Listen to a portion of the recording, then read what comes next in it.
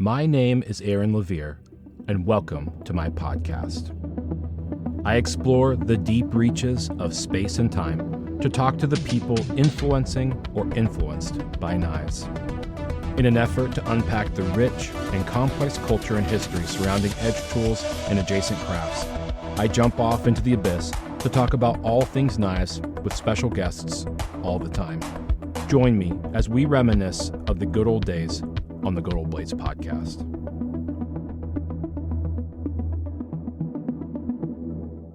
The world of knives has taken me down a lot of rabbit holes, which I just consider paths to a destination I'm not aware of yet. On the road to understanding the universe, I stumbled into Matt Martin, knife maker at Vehement Knives. I've had Matt on the podcast before, but in a much earlier stage, where I think he was just doing me a favor to help give the show street cred.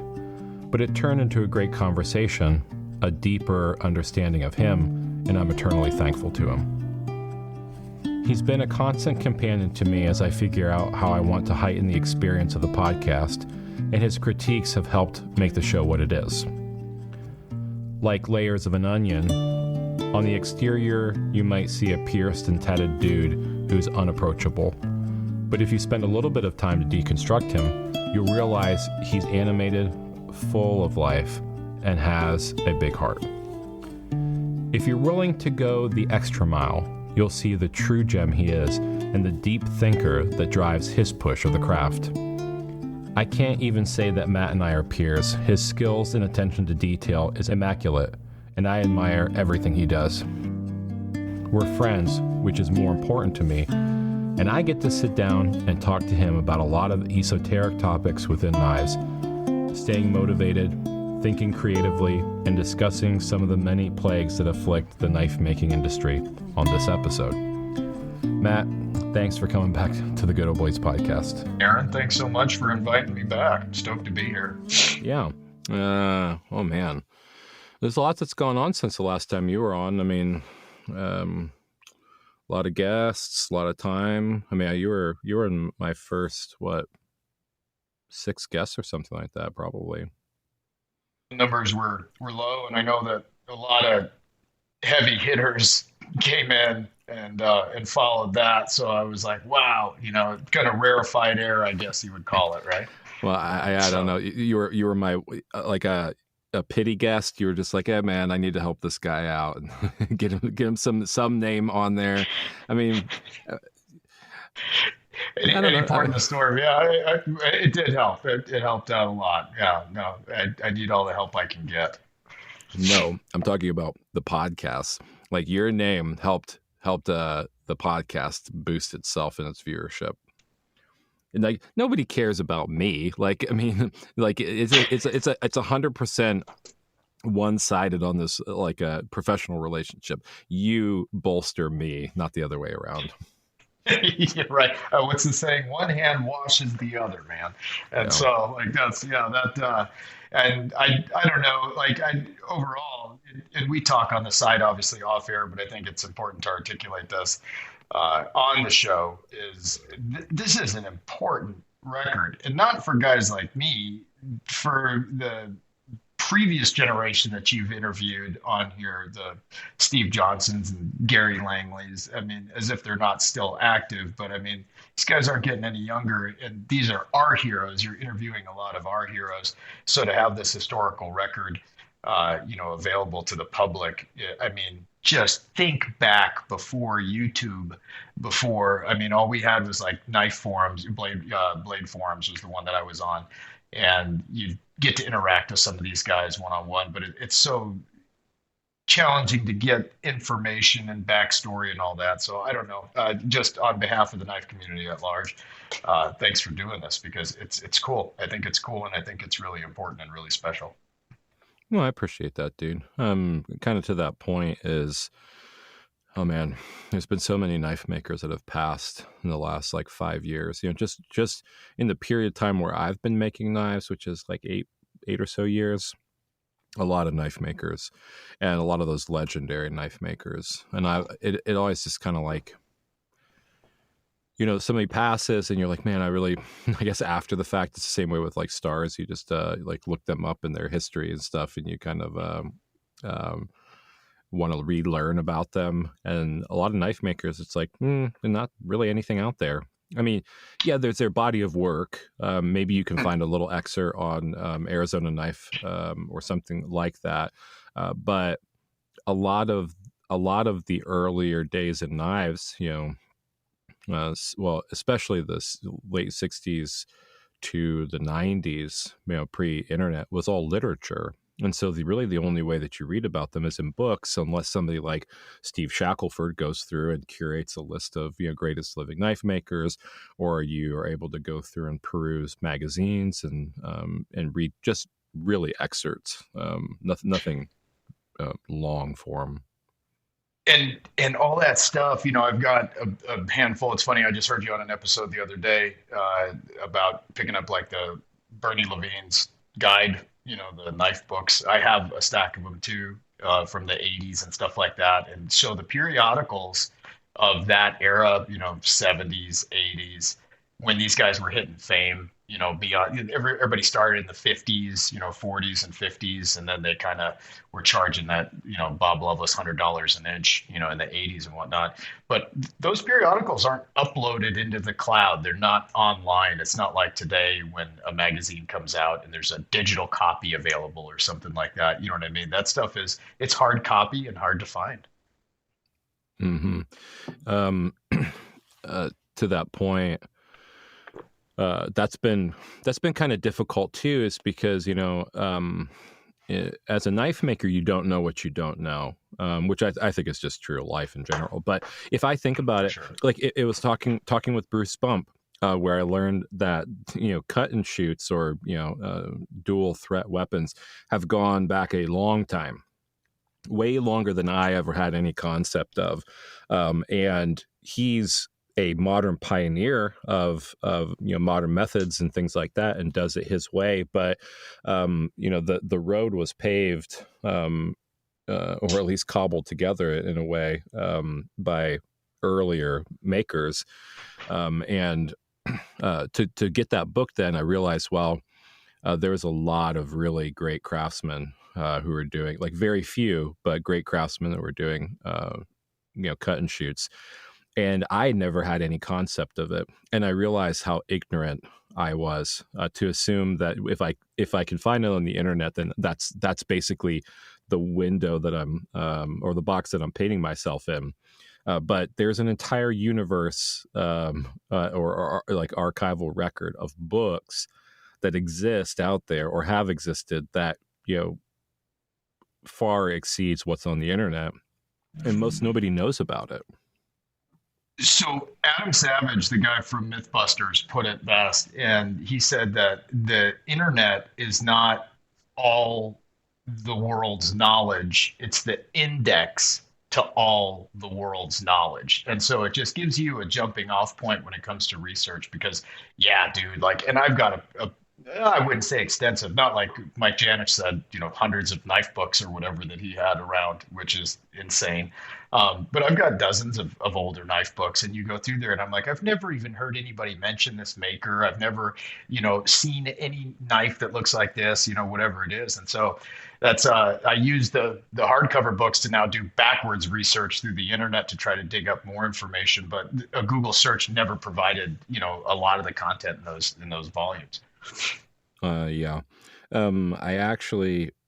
I posted up recently about a 1984's Guild book that was from Bruce Voiles, and there was a knife maker in there named Carolyn Tinker. She was a knife maker from the 60s. She died in 1999, I found out, but she was a female in the Guild as of 1984, and I didn't see any other reference of any other women inside of the Guild, let alone much of knife making in the 80s. I can't remember. Delana might have gotten into it maybe in the 80s, I think. But she, from like from this record, from this book, I saw one knife maker that has been making since the 60s, and Wow. was in there. And it's kind of interesting, I think, that you can kind of draw these corollaries where I mean, I was just perusing through all these different works and to see kind of what the lay of the land was in 1984, especially in the context of the guild, and realized that I was like, I'm not actually seeing any other female names. I mean, Linda Carstone Scrimshander. Yep. She'd been in the guild for a long time, but I can't remember exactly when she entered it. But like there's kind of like this emergence of female in knife making and knife adjacent crafts, and I don't know. It's interesting, I think, to go through and look at different points of data and to be able to draw corollaries. That's what's really interesting to me. But again, like who knows? Like there's stuff sitting out there that I just have no idea on. Most people have never seen like the antique Bowie knife book. What's it? Bill Adams, I think, wrote it. Yep. Mike Stewart at Bark River Knives had a copy of it that he let me borrow for a while, and that is an incredible. That's a tome. I mean, that is there's some Tiffany style buoys in there that I was just like, like gorgeous stuff in there. Pretty cool. And funny enough, I it's this weird. So I bought John Weaver's outfit, his knife shop, from him. Newest son, worked with him, kind of learned some knife stuff from him. And when he was kind of consolidating things down, I bought the shop, but I didn't buy his library. And he had a ton of knife books, but at the time he was like, wanting to get something out of it. And I was like, dude, I don't have the ability to pay you $300 for a book. Right. I just can't. I spent a lot on the shop, and even had to finance a portion of it. So it took me a while to get through that. But the thing that he did was gift me that antique Bowie book. Wow. And so the book, he back in the day, he made money through like an insurance. So he did insurance sales, and so he always had money through that, and was able to apply it to knives. And so it didn't really matter if he sold knives or not, really. But he would charge more than everybody else because he didn't, it wasn't his full-time gig. So he ended up taking some of the same stuff that Clay Galt and Martin Poland were doing, and sharing their designs and everything, doing his take on it, and then selling it for twice or three times as much, right? Well, one thing that he did is a lot of the guys who knew he had money and everything would be like, hey, this book is out. You probably should go get this thing. You have the extra money for it. And even in like the 80s and 90s, those books were about $100 to because they're self-published, right? Right. And so the antique Bowie book he actually bought from Bill and had him sign it. And then when he gave it to me, he signed his name in it. And so I have That's that, awesome. dude. But how I found out about the book was on there was some like it had to have been from like the 80s maybe. It was talking about Bowie collections, and they talked about the George Washington Bowie. So it's this a long, beautiful, ornate Bowie that has mother of pearl on it, and a silhouette of George Washington carved in mother of pearl, and it's affixed with sterling silver, I believe. And it's a really great example. But I learned of that book through that YouTube video, which is kind of like crazy. Yeah, it's backwards, right? Yeah. So it's interesting. Like I can't say how I actually get to information, but I just go through and just have zero expectations, and then kind of reverse engineer things, and then go in this rabbit hole. And so pretty much my entire life in knives is tangential. I hear that. If you saw the state of the shop right now, we're working on blade show knives, and I keep meticulous notes, like in a lot of them, like a lot of notes. Some of it's for posterity, some of it's for usage in real time. But this one knife that I want to take to blade, I want to take a couple of them. I know I have notes for it, and I can't do this one. It's a metal handle, and I needed the machining data from it, its sizes and dimensions and all that. Blueprint for crying out loud. And so I just tore my whole shop apart on this. And I stopped all operations because I couldn't find this. So everything is torn apart and there's just stacks and stacks of notebooks everywhere. You know what I mean? And then each notebook sends you on a tangent. Each notebook sends you in a direction in your mind and everything like that. So yeah, it's a rabbit hole in and of itself. But if you're scatterbrained at all, like I am, and like you are too, it just goes. Yeah. So what do your notes look like when you're keeping them though? Uh, so I try to be as explicit as possible because I know that I'll brain dump it after the build. And so usually a lot of them are just going to have like different dimensions, like how far from the guard shoulder does the fuller begin, stuff like that for layout. So I can do it. So it's not as procedural, assuming that I can make a knife if I know what feature it is. You know what I mean? Like I don't put necessarily, I used to do like start with a 60 grit belt, this, that, the other. I do that for timing on production runs. So I have a lot of sheets that are uh, every single step over explained and then timed for a dozen knives or whatever it is so that I can figure out, how much I should be charging for these or whatever it is. So, but yeah, one of these days I'll have to show you. I do a lot of sketches, like a lot of detailed drawings of like certain features, like how the pommel works in conjunction with the tang and all that. So, but yeah, I'll have to show you some pictures because I just found a whole treasure trove of them. But yeah, they're pretty detailed, pretty detailed. Yeah, I feel like a schlub, dude. Like I don't do any of that. I am, I'm chaotic. I think probably when it comes to knife making, I don't plan anything out really. Everything's in my head. I wish I was a better draftsman than I am because maybe I could get it out, but I don't know.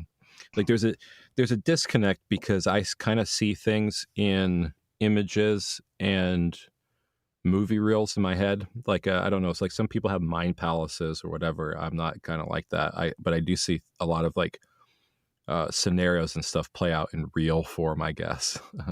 Yeah, but, Crazy. and the disconnect, I think, for me is that I see things very like vividly in my imagination or whatever, and then when I have to look, I have to try to mimic that experience in my knives. Like like that's kind of like what I try to do.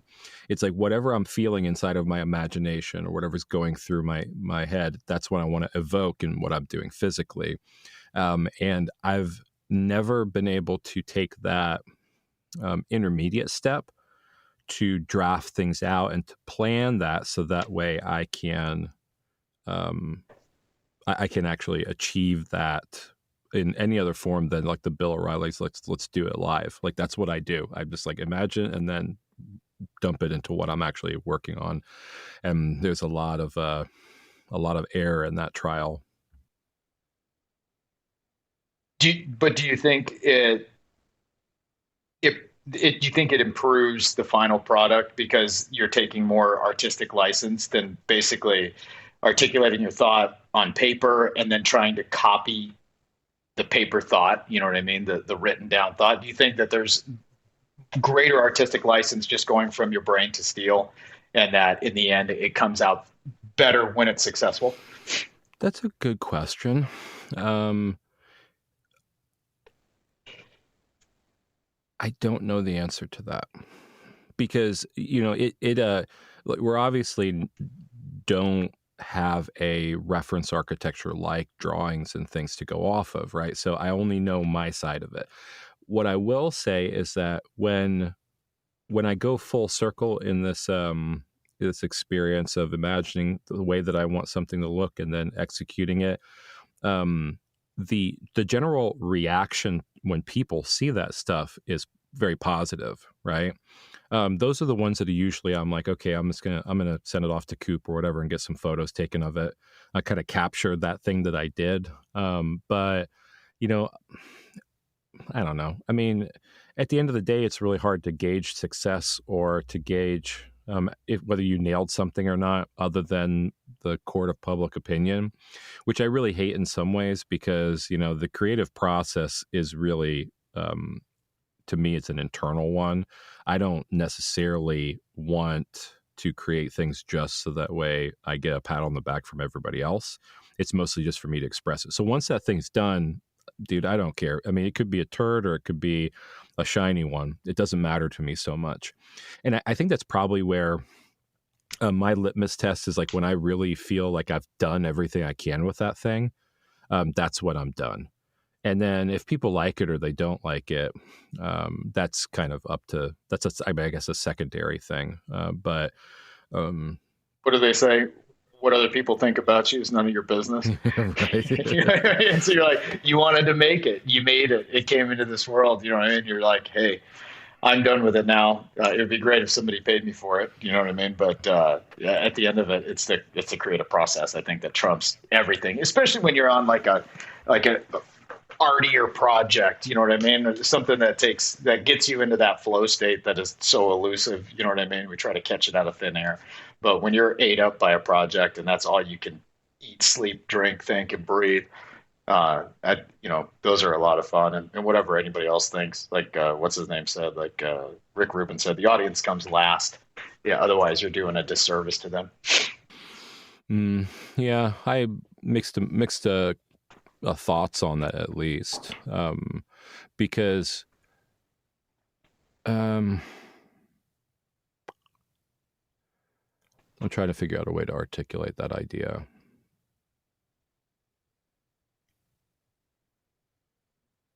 And for everybody who's listening, there's just like this humongous gear or status symbol that's turning in my head. That's incredible. Yeah, Jenna doesn't like that when it follows one of her jokes. That comes from a man who's dealt a lot with people who think an exorbitant amount slower than you do.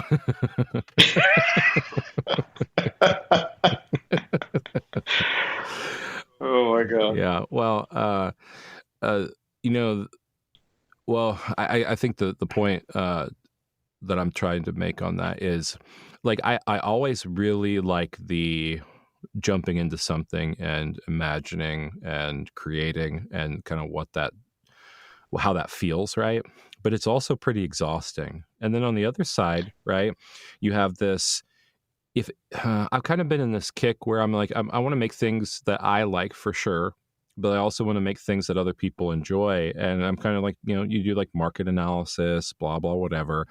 And sometimes I feel like the knife industry is a little bit like an OnlyFans, right? It's like barren of genuine connectedness, because what you're doing is taking something in your, like, that you're making, and you're presenting it in a way where there's a higher likelihood that everybody's going to like you for it, right? It's like, you're duck facing it, or you're using a certain filter, right? And so if you follow things that are like popular, trendy things, yeah, it might be your take on it. But I also feel like how personal is that, right? And I'll use an example. Like, music to me is very important. I feel like music, it betrays my inner self. So if I'm listening to something with music, you can tell what I'm thinking, basically, or kind of how I'm emoting, and it's very genuine to, like, I don't know, how I express myself, right? In knives, I think I want to be that vulnerable. I want to be able to share something that is very just like inside of my head. Like, you couldn't get it any other way. But I kind of like adulterate myself if I'm just doing something that is popular versus something that really means something to me. And I really don't know. I mean, I think about this kind of stuff quite a lot and probably get too inside my head about it. But I don't want to cheapen my own experience and things because I'm doing something trendy. But at the same time, doing artistic stuff makes you very vulnerable, and it makes very exhausted over sharing too much of yourself sometime. 100%. I mean, like a full custom, like what we call a full custom, is not necessarily like an industry term or anything like that, but it's something that has that complete investment in, right? And so when you get done with the knife, like once the edge is on the knife and it's completed, it goes out for sheathing, well, goes upstairs for sheathing. Um, you're drained. I don't care if it's 2 o'clock in the afternoon. Like I have a hard time picking up another, piece of steel and being like, oh, we're gonna make another knife because everything went into that one. But to your point,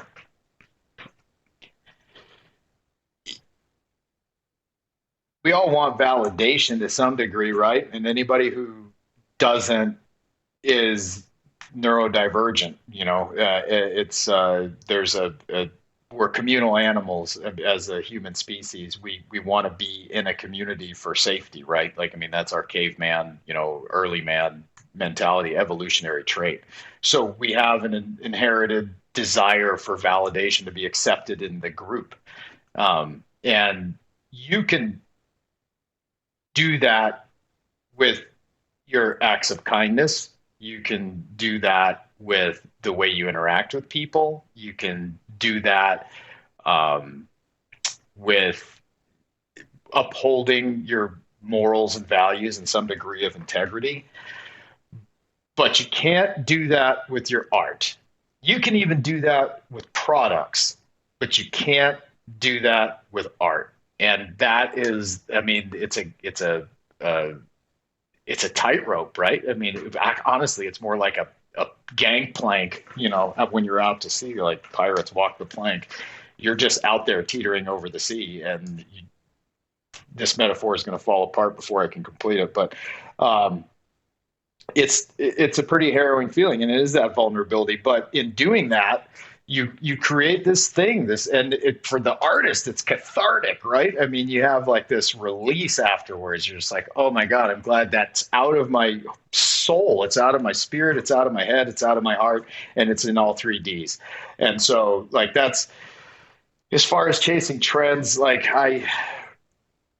that's not obviously, if you look at my body of work, that's not something that I specialize in, and I hate myself a little bit for it sometimes. I'm like, oh man, I wish I could be a little bit more, purple time maskus mokume type stuff, but it's just not my jam. So I'll stack leather on a handle like they've been doing for almost 100 years, well, over 100 years, and just roll with it. And then when you get into a big project, it's soul consuming. So yeah, I mean, don't I guess my point is, don't hamper yourself with too much research. Yeah, you'll find more comfort putting the steel to the wheel and getting that idea, getting that inspiration, and turning it into something tangible, I guess. Yeah, we talked a lot about that offline. For everybody listening, the benefit, like I think, in Matt and my relationship is we're actually really great friends. I would think, outside of the scope of podcasting, right? And so, like, the podcast, if you like it, has been heavily influenced by Matt because he shares his opinion about everything I do wrong. And freely. Yeah, freely. Yeah, well, I mean, it's good that you had a very successful podcast, so you can kind of like shoot me some pointers. But uh, in your knife making, and what you're doing in your craft, observationally, you do put it all on the table. Like like the Vehement Knives is your brainchild, the way I observe it. And it's much different, in this, I mean, you're making a full-time living at it, and you're sleeping and breathing too much in knives in order to make all this stuff work. And if my experience with how difficult it is just to share a little bit of myself when I do go real, like, artistic, I can't imagine. It just has to be exhausting every single day going in there and pounding at your ideas. Because, I mean, do you ever feel like you've made the noose that you're hanging yourself on? Not every day, most days. You got me on a good day, because today is one of those. Today, I shit you not, I went home and I changed from boots to sneakers because my boots felt like they weighed like 40 pounds. And I've never had like, this is not something I've ever done. I'm not Mr. Rogers. I don't change cardigans when I walk into the shop. You know what I mean? I wear boots every single day of my life. And I was just like, you know what? Today I feel like they're filled with lead and I need to lighten up somewhere because the stress that's going on. And, you know, it is all consuming when you're full time.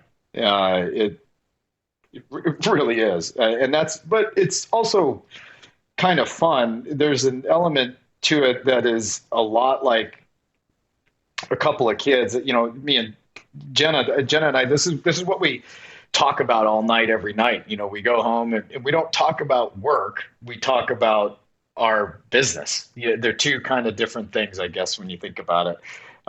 And so it's like, but I equate it to being like a 10-year-old with his best friend building a fort. You know what I mean? And over there, we're going to have these ramparts, and over here, you know what I mean? And so there's that element that's just a lot of fun to kind of construct this fort, this tree fort. I mean, that's really what the shop is. That's what the whole business is it's just like it's a summer weekend with your bestie and you're just having fun doing it. And sometimes it's hard. Sometimes stuff's out of reach. Sometimes there's stuff you want to do. I think that's part of the note taking is I write ideas down constantly.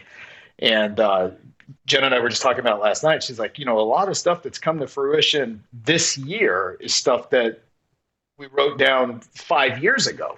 You know what I mean? And so so that part of it is pretty fun. But other days, working for Blade Show is challenging. So the stress levels are way up because you're kind of working for free for a month and then you get paid at the show.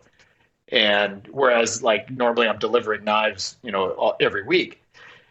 So to come in and be like, okay, I need to keep the lights on a shoestring budget using a super sharp pencil through production knives and filling custom orders. And now I have to add this element of making, you know, full handmade X amount of blades for the table, which I don't want to say the number in case it gets halved by the time we leave on the 4th. But yeah, so that part's pretty stressful, and then you're looking at McDonald's is hiring manager positions. You know, you're like, dude, I could be making more money and have no responsibility, and every hour to myself after 9 to 5 or whatever the shift length is. And boy, does that sound enticing some days. But the reality is, I don't have to tug on anybody's pant leg when I have to go to the bathroom or anything like that. So it's like there's something to be said about the freedom. Yeah, there's a lot to unpack about what you just said. I mean, I could understand the stress involved, but you know, I mean, when you can mind map things and yeah, I guess dream big and then write things down and push for things. I don't know. There's something to manifestation, I think, where you know, like you act like you actualize things by acknowledging things, and I've noticed that in my life as well. Sometimes it doesn't always happen immediately, but there's lots. I don't know. If it's just like you write things down or you imagine, like plan things out, and then decisions that you make are based off of that reference, right? And so they're influenced, right? Because that there's a little cross breeze of that idea in your sales constantly. So it's kind of influencing your bearing, you know what I mean? So yeah. And with all the notebooks, it's a lot of, I should take you the other, it's a lot of notebooks. It's my whole table saw, stools, everything's all covered in them right now.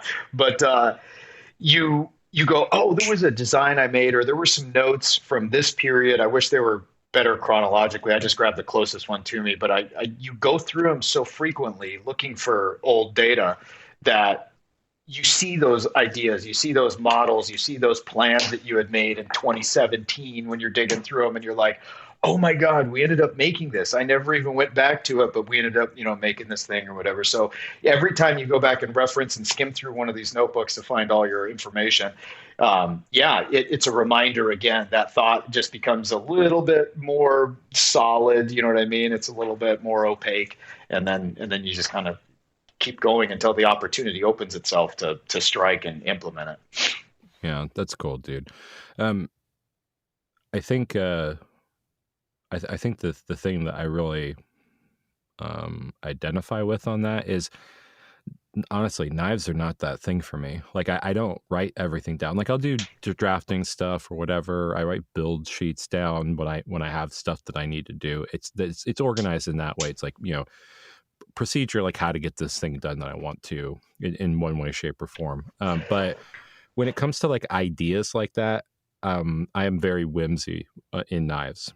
Uh, but um, one of my business partners, I have like I'll go through and like write tickets like these. You know, I mean, I work in cybersecurity. I do, you know, some development work and architecture and things like that. And I'm constantly going through and just like mind dumping ideas on features and, you know, technology and how to organize things, right? Like I mean, because you know, in software development and things like that, you're taking these kind of very nebulous, you know, tangential type of concepts and putting it into something concrete that can be coded upon, and then it's a feature or a, you know, a software or app or something like that that gets used by somebody. And I'll go through and like document all this stuff, and you know, it'll be something articulated so that way a developer can actually do their job. And I'll go back through when I have to test it or something, you know, and I'll be like, man, like I was proud of myself because there was a point in time where I actually sounded intelligent. Like I'll forget that I wrote it, and then I did all the work on making that thing a thing. And then I'll go back sometimes and reread it because I have to. And I'm like, man, like this guy knew what he was talking about for this one small bit of time. And then everything else, I feel like I'm just making everything up as I go along. I don't know. Like I'm sure that that's probably similar looking through like catalogs of notes. You're like, man, like this guy, like he had dreams, like he has a vision. And then you're looking at the day to day. You're like, man, like, I don't know, like maybe he had some aspirations. When you're in the trenches, though, it's like, hey, they didn't beat us today. We earned another day on this earth. You know what I mean? So it's rare. I tell you what is funny though is a number of years, well, probably 2 years ago, 3 years, 3 years ago, I had to start labeling my drawings because I would be up late at night and I would draw this contraption or whatever, and I wouldn't label it, and I'd have no idea what it was. I'd have to try to reverse engineer, but with no frame of reference or scale or anything. So there's a lot of times where instead of going back in my work and being like, "Hey, that guy was pretty smart," I'd be like, "That guy was an idiot. Whoever filled this out, I have no idea what he was trying to articulate." But how do you write down your notes? Are they in files on a computer, or do you do hard copy?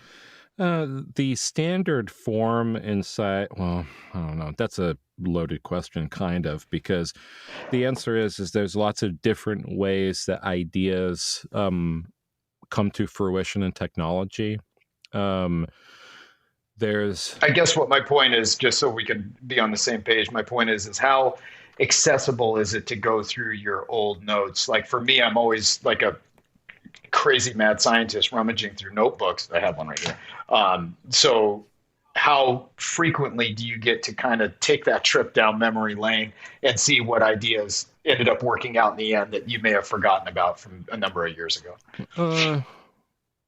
it's transactional.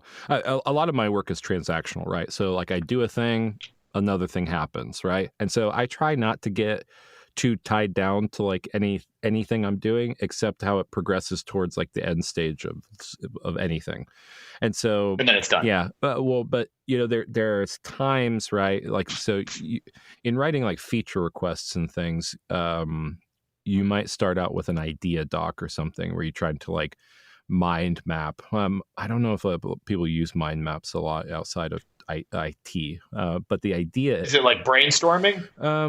kind of. So let's just say you have an application or let's a product, right? We can talk about something that's very nebulous, like a product, and you say this product, we want it to apply to these kind of people.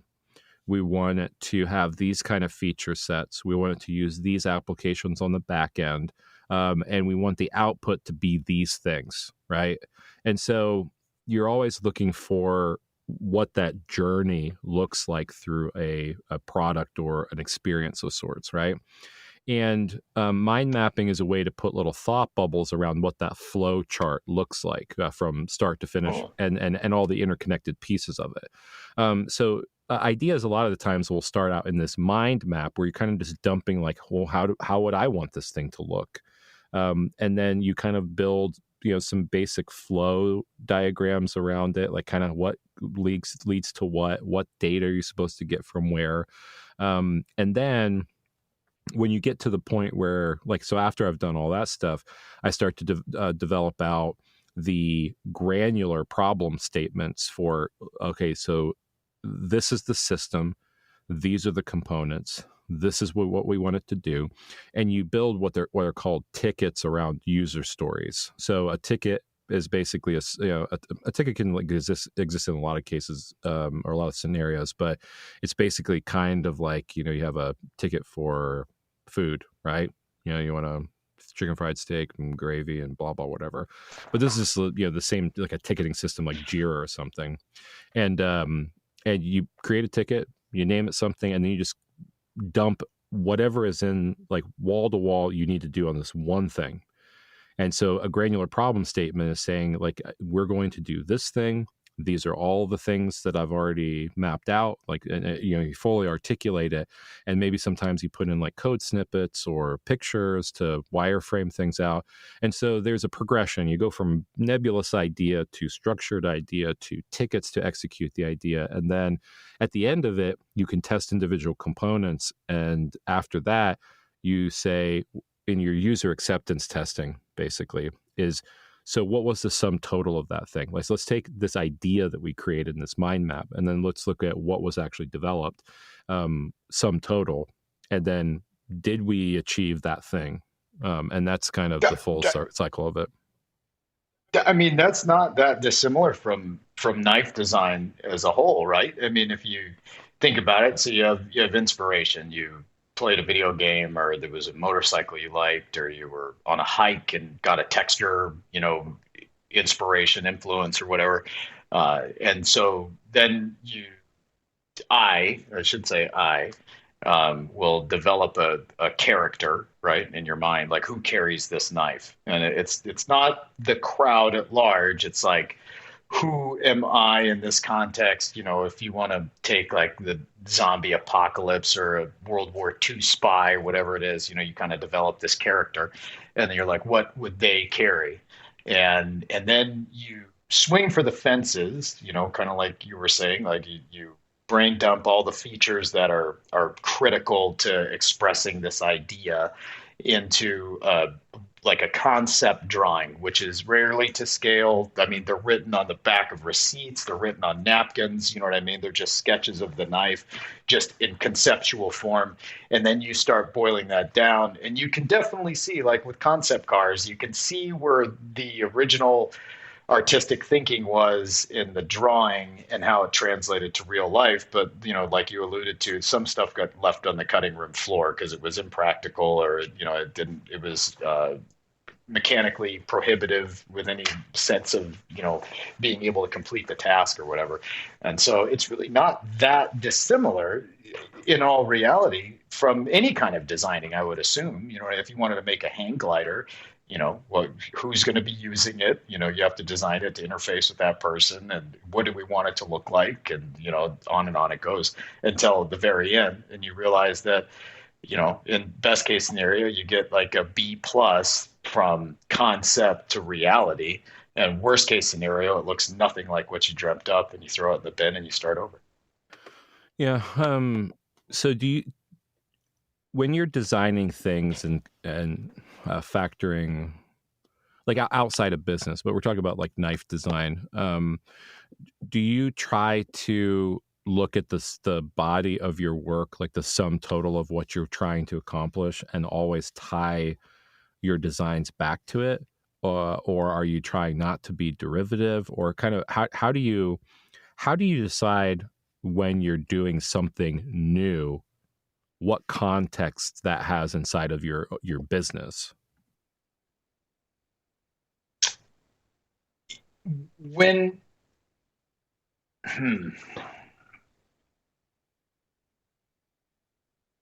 As far as being derivative, I'm going to come right out and say it in public right now. I know that's a hang up for a lot of artistically minded people. But I've my work has always been derivative because I started this because I couldn't afford certain knives and I would try to make them and I didn't have the internet, so they ended up naturally being interpretations off. I think we were talking about this through Messenger or whatever. Take a look at the knife and then never look at it again until you're done. You know what I mean? Like, oh, I want to do my take on this. All right, well, take a look at the knife, get an idea, get an impression, and then you'll make like your interpretation of it. You don't have to sit there with micrometers and stuff. So as far as being derivative, it's not something that occupies any space in my mind. It's not anything I'm afraid of. But as far as like my knives, like my original designs, very separate from like the recreations of historic patterns, um, they all look like I designed them because there are certain attributes that are pleasing to my design eye. And so you'll find them incorporated in a lot of them. And then there's some stuff that's a little bit more pragmatic. We have a lot of knives with choils on them. And I know it's pretty polarizing, but to be quite honest, I hate sharpening without one. I mean, I can do it, obviously, but God, I don't like it. And the risk, is not worth the reward when I can apply another step to a choil so it doesn't look like a shortcut, but that is deliberate and intentional. So when I design stuff, I do stuff is going to look similar, even though it might be one of them might be a dagger is going to look like I designed that dagger, but so is an EDC knife is going to look like I designed that EDC knife, and they'll share some DNA because the dude holding the pencil's the same. You know what I mean? And so, like the stuff that I like that I think looks good shows up on all the knives. Yeah. Well, and I don't I do think that there's a little bit of a difference between uh, how to encapsulate this. There's in my knife making, there are things that I design around what I consider limitations, right? So if I Okay. if I've blown out like a 1 inch contact wheel, then I will design things or I will make things around my 2 inch contact wheel that I use a little bit less often, right? Or Right, or right, right. or if I have ball nose end mills and I don't have any flat five flutes or anything like that, well then I'll do something with that. It's like I'm not like, okay, I got to stop because I don't have this piece of equipment right now. I work around the limitations of my tooling, and so there's certain things that you'll see in my work that the flow of the design is a direct reflection of the tooling that I have to be able to accomplish it, right? But Oh yeah. what I mean, I guess, and not it's not in terms of derivative like everybody else is doing it, or it's in homage to somebody. But um, when I look at your work, I see 100% Matt Martin. Like, you are very distinctive. You could never put a name on your knives, and I would be able to tell that they were your knives. Right? That's how much I think that you have like a homogeneous design structure. Right? But from knife to knife, they look different. Right? They do have that touch of your aesthetic, right? But they do look different. When you're doing new stuff, do you ever go back and say, well, I've already done that before, so I'm going to do something different here? Or is it like you just invent something brand new and make it, I guess, make it fit, as it were? First off, thanks. I mean that I don't even know if it was intended as a compliment, but Todd Begg on an interview on my old show was like, "Hey, your knives have to have a face. Your knives." He's the one that said, "Yeah, you have to have a face. People should be able to look at your knives and know it's yours, even without seeing the maker's mark." So hearing you say that, it makes me feel pretty good on the inside. So thank you for that. I think there is there's a to quote Nut and Fancy, there's a philosophy of use that goes into the knife. So it's like, okay, we saw the economic downturn coming, especially after the COVID cash ran out. And I knew that our next production run wasn't going to be a big, huge, cost prohibitive knife. We didn't want to hit everybody in the wallet super hard. So I was talking to Jason Toon at DLT Trading, and I was like, hey, I think our next production run needs to be EDCs. I think we need to do like a smaller knife so that when we do release them, knowing that everyone's going to be hurt by inflation and, this isn't 2024, for history's sake, but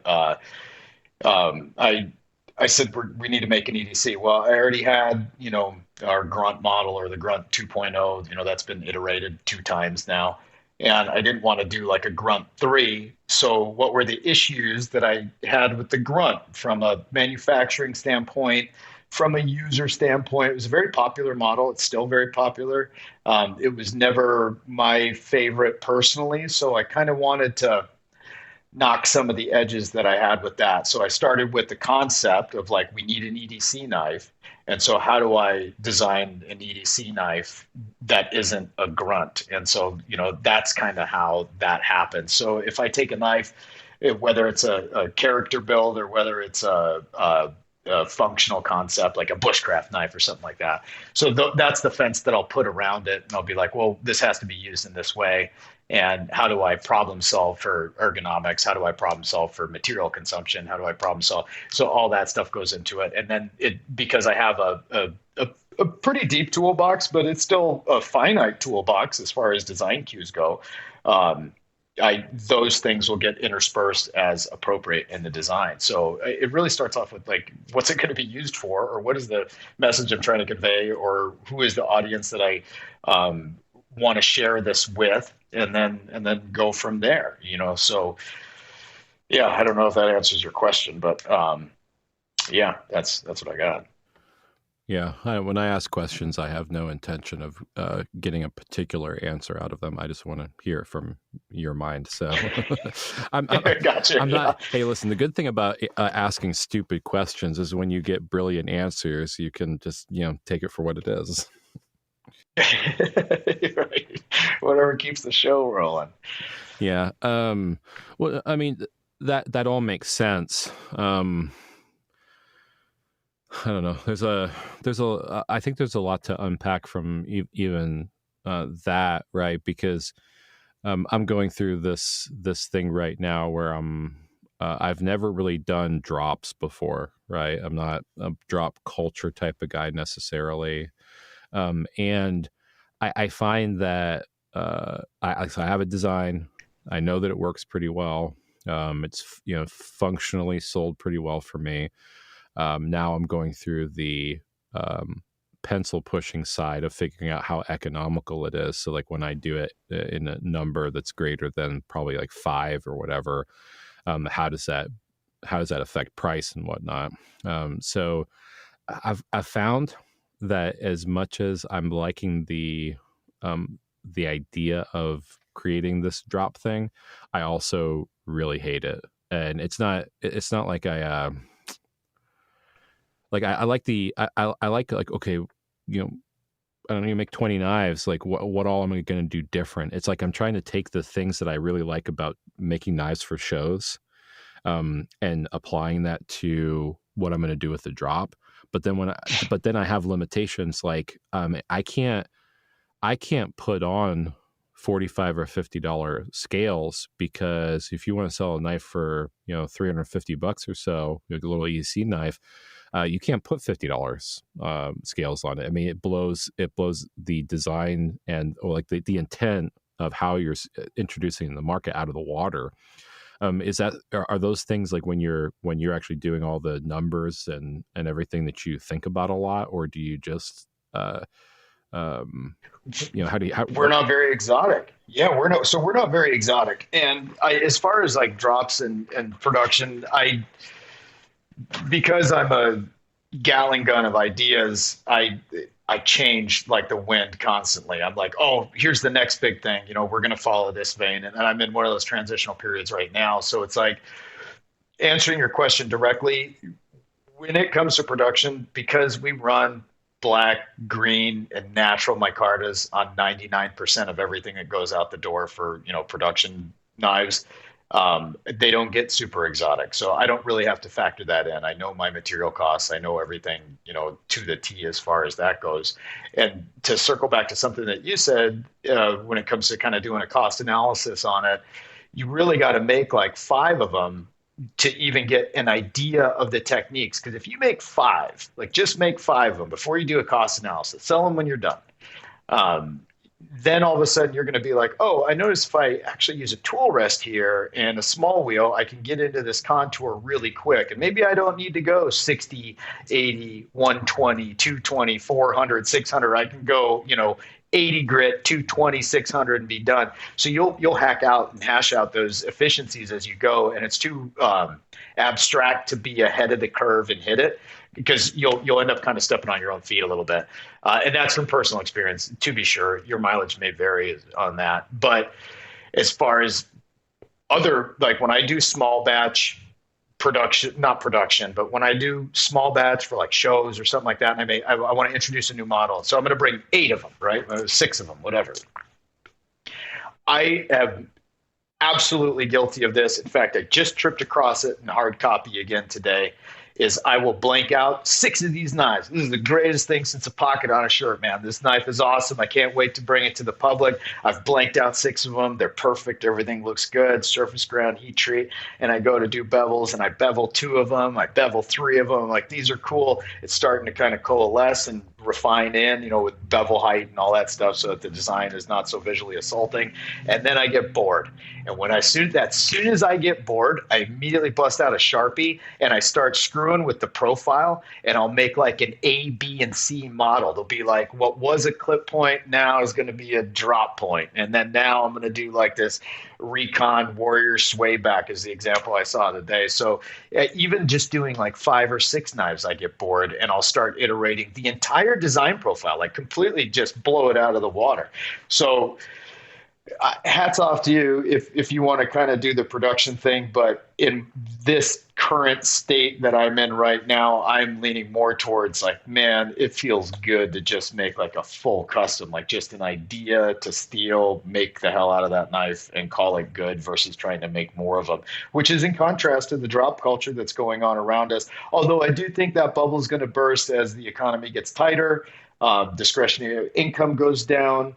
I know that, some of the clients with deeper pockets aren't as affected by it as the, one of 2 sources of income in a household that, are relying on just keeping the lights on. You know what I mean? So it's like, okay, let's make some simple knives for our everyday collectors to not hurt them.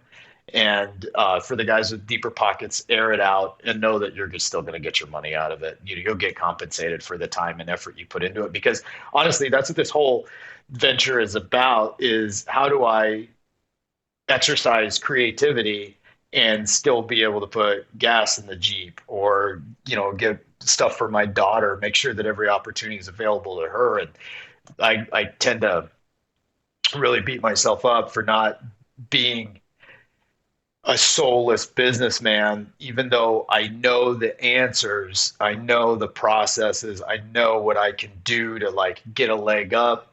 It just it goes against certain values I think I have, and because of that, sometimes I feel like my family doesn't suffer. Look, everybody's pretty comfortable. I've been broke before. I know you've been there too. We've been poor before. This isn't that.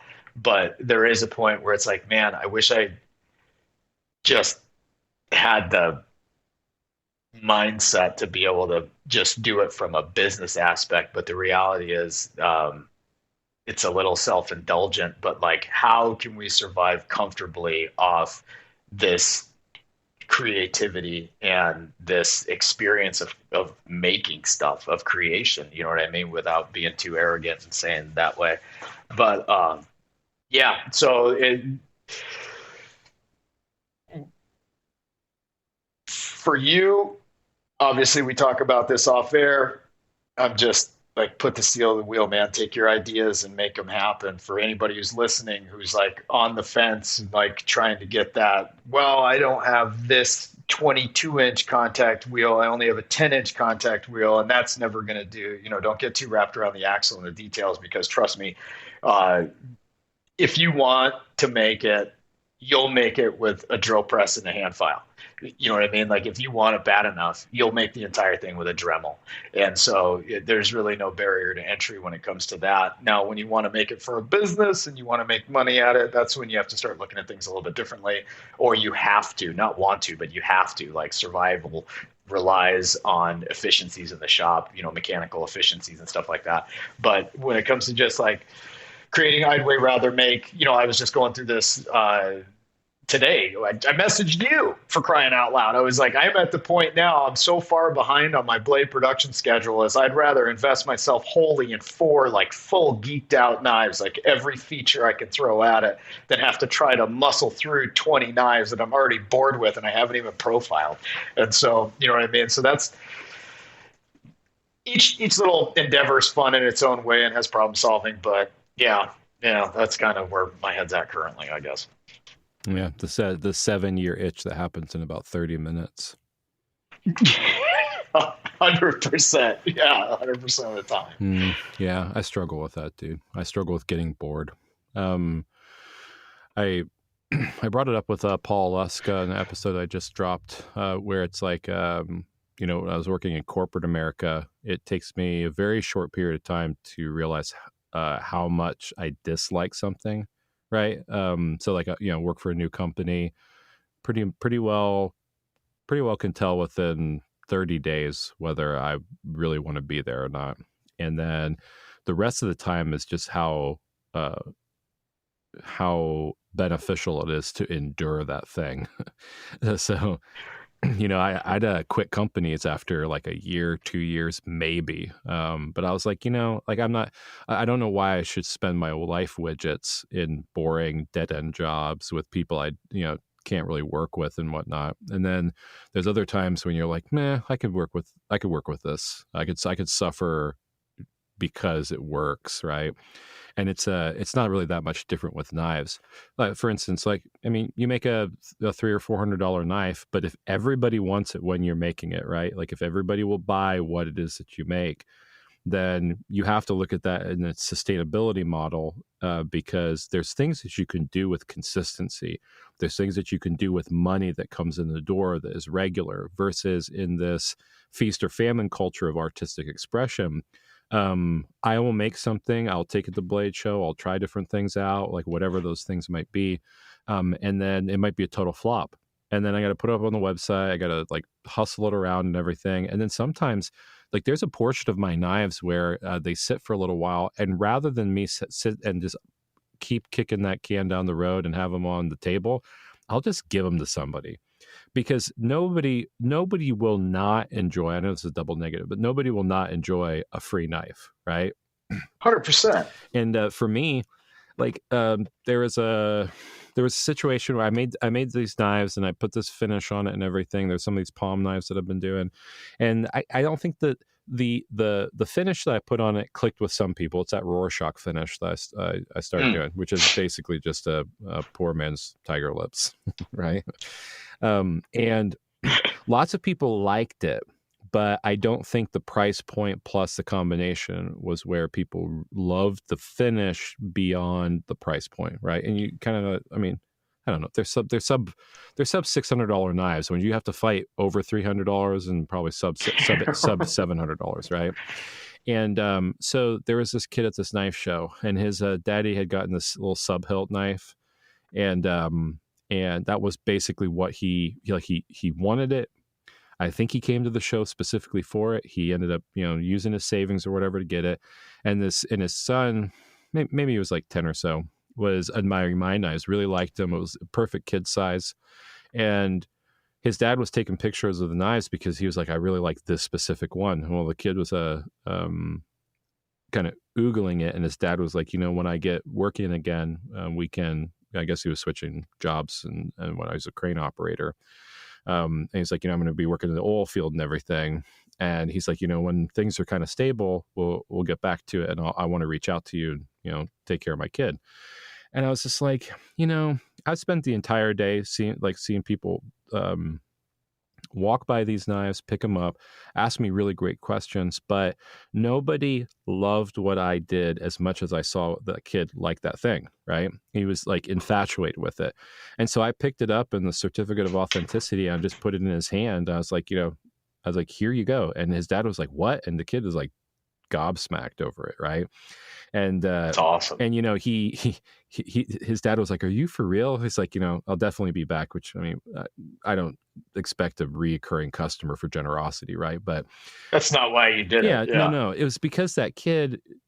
It was what he wanted, right? Like he saw all these knives from real great knife makers, and that thing was what he wanted. It's just the situation didn't work out where he could afford it, right? And I have to look at that sometimes where it's like, the juxtaposition between other people who kind of like marginalize what you do. And then you have that one spark, that kid who's just like, this everything that I could ever want to have.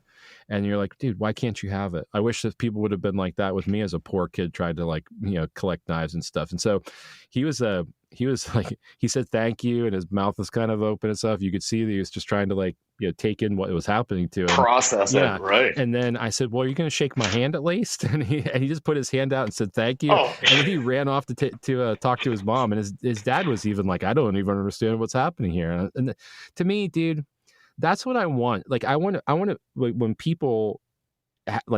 when people transact on my life energy, I just want it to be like that. If I could, every time I give a knife away, I think very, very little about what it is that I have in it, other than the experience that I would like everybody to have. And it's just that when you have it, that it just excites something in you that is kind of intangible, right? It's not about the steel necessarily. It's about the entire scenario. It's evocative. And, that's versus what? Versus you taking that knife home and it's sparking no joy in you as the one that didn't move, or what I mean, however it is. You're like, oh, because you'll remember that guy, be like, it's nice, but I'm looking for Magna Cut or something like that. Yeah, every time you see it, you're going to get that negative, feeling back. And now when you think back on that knife because you gave it away, not only did you help the knife community as a whole, but I mean, as an ambassador of the knife community, but that now conjures up this super positive memory of you and the dad and this kid. And so, yeah, I've always said if I won the lottery, I would just sit at, well, I mean, I'd probably go skydiving with strippers in Brazil, and then I would come back, and then I would make knives for my friends for free. You know what I mean? Like that would be my ultimate. If I hate the monetary transaction of the whole endeavor, and this is where that separation between good businessman and knife maker, or whatever you want to call it, it exists. Because like the money's the lamest part of the whole thing.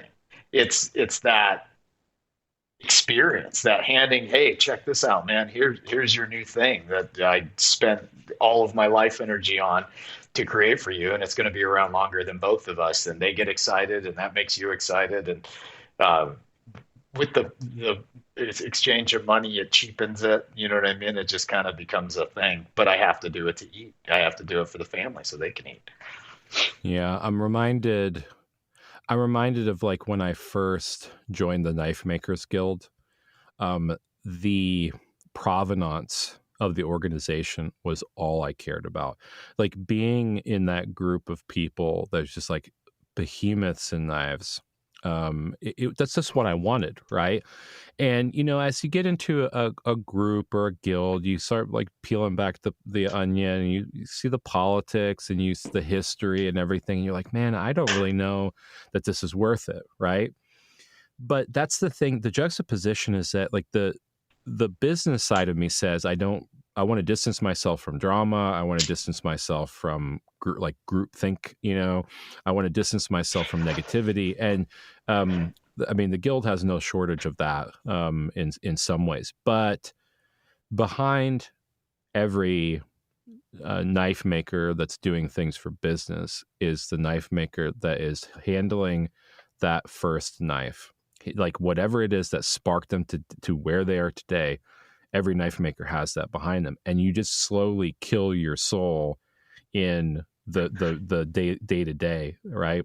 And for me, I always have to remember that, like, the reasons why I want like the guild to do well is because I want to stay true to the tenets of why I respect it in the first place, right? And it's the same with knife making. Over the years, I've gotten kind of jaded about the politics, about the industry, and all like the negative things. But then I see, a good cause raffle come up, and it's really for a good cause, and the person or people benefit from it insanely. And I'm like, dude, this is why I want to be in this thing. And this is why I'm passionate about it. And I don't care if I make a lick of money on anything anymore. That's what I want to always keep in mind. And anything that I'm doing is just how magical the exchange of people's life energy and passion can be for the betterment of all people, right? And to me, like, I I I get conflicted, right? Because I want to be able to make a living. When I say a living, I work part time as a knife maker, but I want to Have it self-supporting at the yeah, very least, yeah. right? Yeah. I think that's the point. It's like you could spend $80,000 on a car, and it's just your baby, it's your Sunday driver. Everything is like primped and everything. But if the kid crashes it and they've ruined your dream, like what do you have? Like for me, I have the idea of like those memories, right? The things that we've done together, and the material thing is really not the point for me. But I would like to have some insurance policy so I can keep doing those things.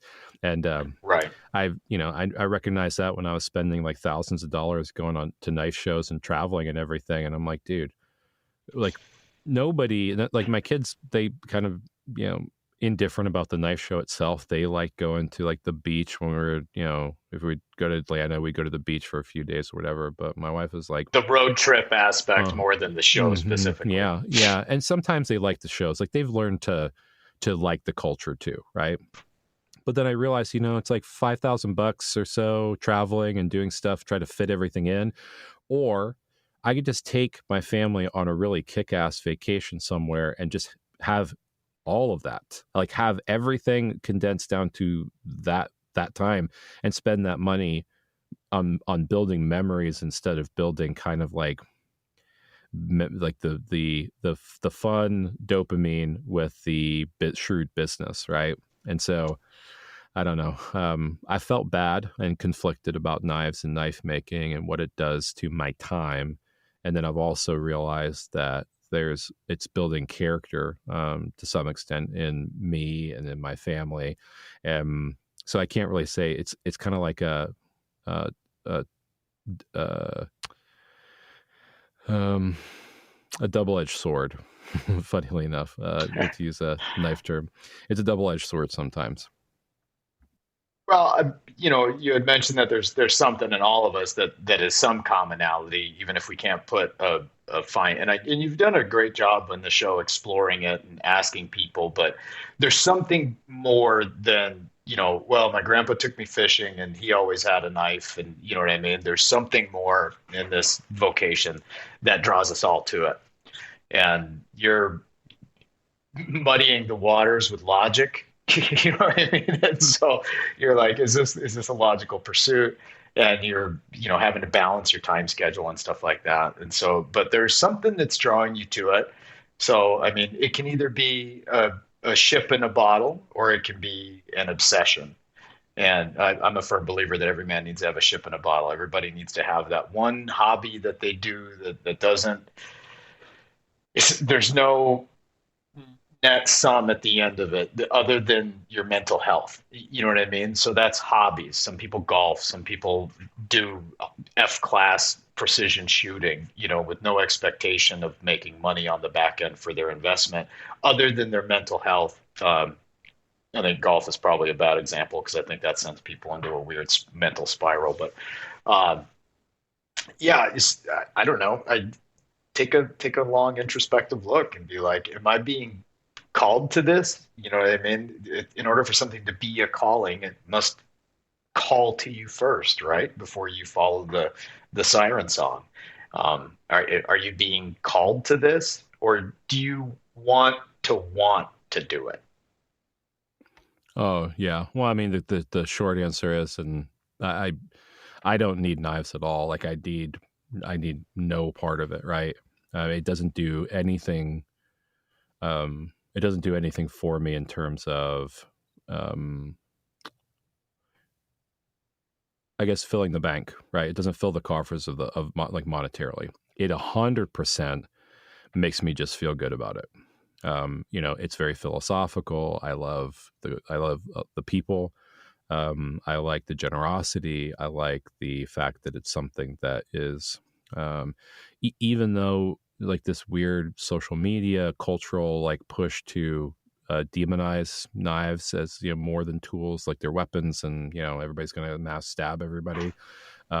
Just fucking preposterous. That has to be so chapped right now. Yeah. Well, I mean, you're talking about Mike Janich in his collection earlier. Like, he's talking about these scenarios where, by and large, most people are, if they get into knife fights, they're just like stabbing all over the place, and people don't die.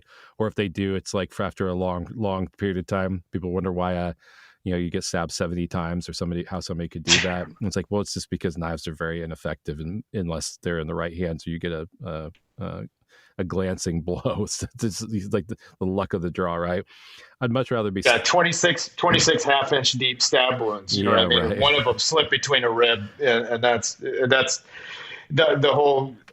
And look, man, I mean, we make we make daggers. I can't dance around the fact that a dagger is a purpose-built knife. I mean, it is a weapon. It is one of the least practical weapons. I might as well make trebuchets. You know what I mean? When it comes down to it, there's a lore that surrounds it. And in a time of lesser technology, they were the most viable tool. They were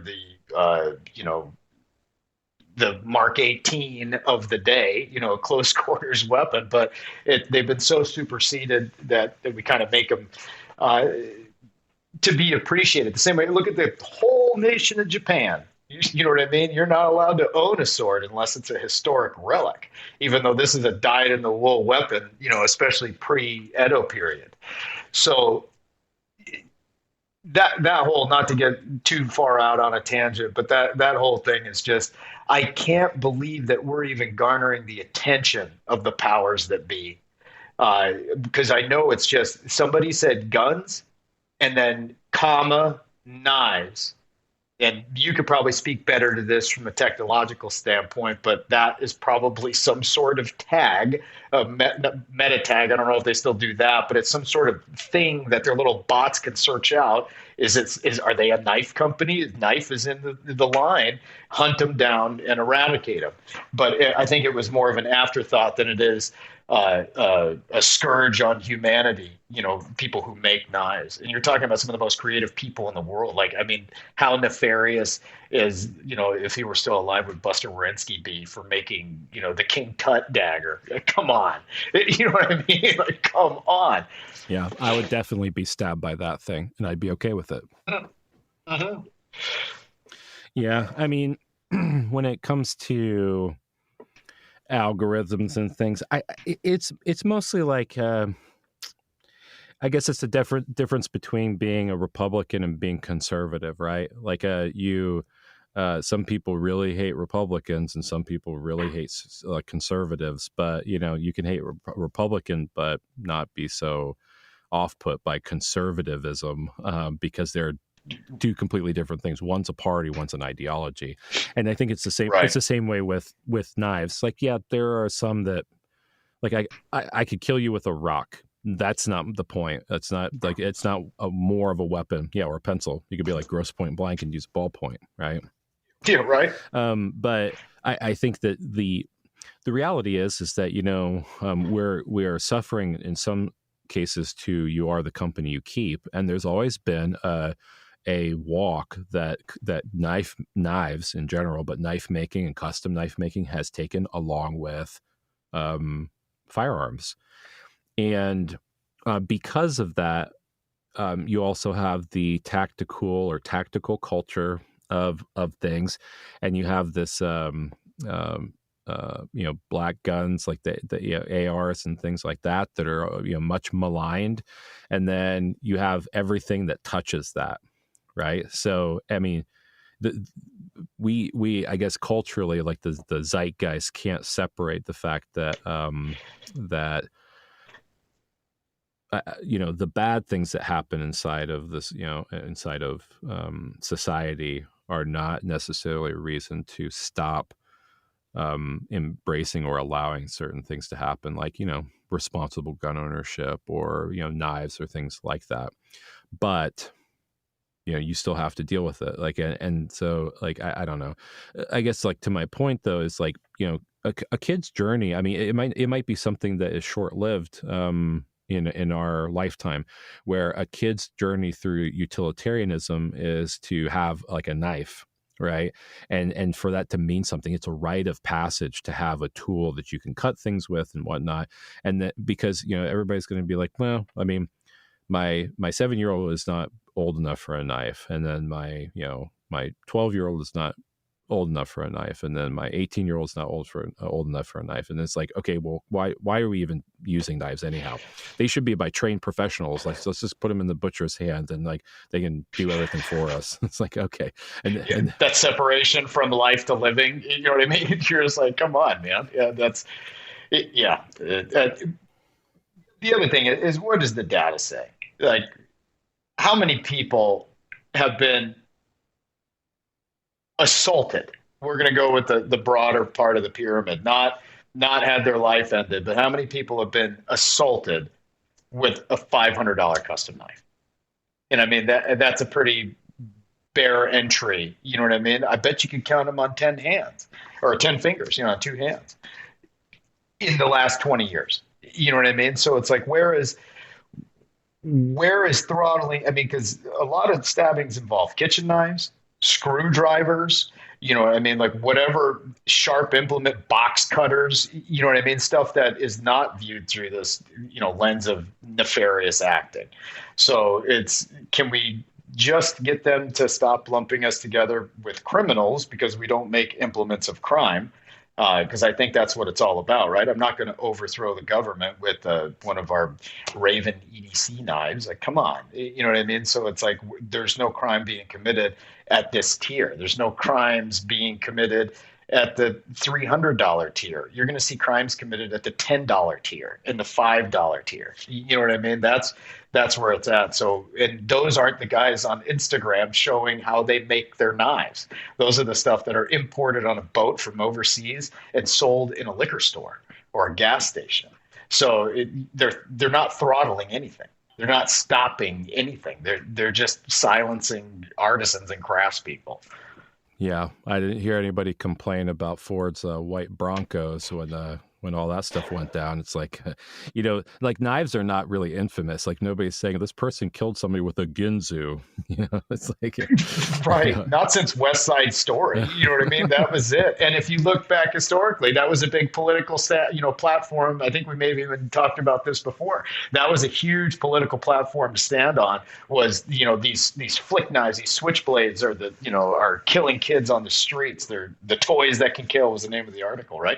And they took a stance on it, just like AR-15s or semi-automatic rifles or something. You know what I mean? They were like, oh, we're going to save all these lives by, and that's when the import ban started from Italy. We couldn't get stilettos anymore because of a movie, a perception, right? Yeah. I don't know, dude. I mean, well, it does affect us. Like, I've talked about that, kind of, I wouldn't say ad nauseum, but to an effect on the podcast, because everybody is really tied to social media, but social media is no longer an ally to the knife industry, because now we're being maligned. And most nobody in the custom knife world, it really is making any like weapons of mass stabbing, and so but we don't have a broader appeal. Like, I mean, I used to be able to get like followers, for whatever followers actually do towards the bottom line, right? I used to be more visible inside of social media, and now almost nothing. It's like crickets. You make your cricket sound again. No, I can't. My mouth's dry. Oh, fail. But it's like that's the thing, is like this whole shadow banning. It's not even shadow banning anymore. It's just they're outright enforcing an acceptable use policy and saying we don't want that stuff here. And so what option is there for the knife maker, right? You can have a website, right? And you can use social media as a funnel, and you can do obviously word of mouth, or you could do shows. And those are going to be the only ways in the near future that knife makers are going to be able to share that passion and ideation and everything. There's other, shows, print, things like that, right? Those are it. Like we're going backwards in terms of like how this industry is proliferating. You're totally right, and because nobody can come up with a convenient, like, I mean, it's always going to be convenience versus liberties, right? So it's like coming up with a convenient platform is has yet to happen. I mean, Meta is so big and so powerful and so easy for people to use that it's hard to get them away from it, to be sure, and but I mean, for me, like, I've been doing this professionally since 2008. So I'm part of the youngest generation to have seen the full arc of social media and its effect on the knife community. You know what I mean? So it's like before Instagram, early days of Facebook, but I was there for this is like Uncle Corner, right? So I was there when they did the big change where you had a profile page, but if your profile page was a business, they just deleted it and you had to start a business page and start over again. So all our contacts, everything went by the wayside. Haven't seen that. And then, we built the whole brand pretty much exclusively on Facebook. I have an Instagram. I'm really bad about using it. Now I'm kind of stoked that I didn't invest too much into it, hearing what's going on with so many other makers on Instagram, which is weird because they all funnel back to the same overlord. It's all Meta. So I don't know why Facebook isn't quite as egregious as IG when it comes to throttling knife makers. But we kind of sit in our own corner. But I'm watching this go away, and I'm very grateful that we built what we had, and I could do a mailer and probably still sell knives without having to be that exposed. So it's tough for people who are just now getting into it or just got into it 3 years ago. It's like, oh man, now what? Now what do you do? We still take phone calls from old magazine articles. So seeing the whole arc, I would love to see a solution. If like even forums, I don't think there's anything wrong with forums other than uploading photos was so challenging because you had to have these URLs, right? So you'd email yourself a picture and then copy the address and put that in there. And so that's how I used to do it. And that is just, you have all the liberty, but no convenience. And that's what, Facebook and Instagram give you, is that convenience. Yeah. Well, and before the advent of social media in general, bulletin boards was kind of like the preferred social media platform. But yeah, basically, from a technology perspective, the bulletin boards are very database heavy, right? Everything that you type, everything, all the emojis, everything like that are all plugged into database. And so it has to call those things actively. Anytime you refresh that page, it pulls it all up, right? And so as a result, you have this massive amount of data, as more members and things like that are coming on, and there's no way to really optimize these kind of antiquated database structures. So like they run on like a MySQL backend. That's like all Linux stuff, right? And then you have the things like Postgres, and then you have things like I don't know, Google Cloud, right? You can do things now with a big data, where it's more indexable. It's less in out or IO, right? But the problem is that bulletin boards, the technology has not updated for bulletin boards with the advent of new backend technology to make data more accessible and larger, like more scalable. And so That's the thing. Like Blade forums, great, but Blade forum is a pain in the ass. Like Right. images, like you can't easily store an image in a data. I mean, you can't. You can index where that URL is. That's the reason why that's the thing. So so the database pulls all this information up and gives you this link because you can't store an image in a database. And so it always, like, if you have millions of images that you're constantly referencing, you have to have somewhere to store it, and there are a lot of data. And so you have like terabytes and petabytes of this data that just sits out there and has to be forever accessible. And You're right. and social media found ways to slimline the technology to allow limited interaction. That's why Twitter and that whole, like, the character count and everything was the thing. You could share ideas, but you can store all that in a database, and you don't have to add images or things like that. You add images as the technology gets better on hosting those things, and it becomes a feature set. But that's the thing. Like, if you want to do something like that, you have to spend a lot of money in developing the software out and building a new platform and things, and then saying, well, what really drives us? I mean, interactivity between people who share the same passion, right? And infographics or info, right, that is associated with images, and then images, because everybody's really image driven, and all that. Like, you put that up on Google Cloud, right? That stuff's expensive. If you want instantly accessible data that is like highly indexable, fast, everything like that, it costs a lot of money. And, to build platforms, I mean, you're talking about several $1,000,000 in an industry where nobody's going to pay for membership in a way that you can make, that money back. It takes. No, not when you can curse Zuckerberg's name while using his free, you know, platform. So what is the answer? More shows? Well, sure. That is an answer for sure. And if the plug got pulled tomorrow on, let's just say, Facebook and Instagram and Twitter and everything just went belly up, it's done, it's out, went the way of the dodo.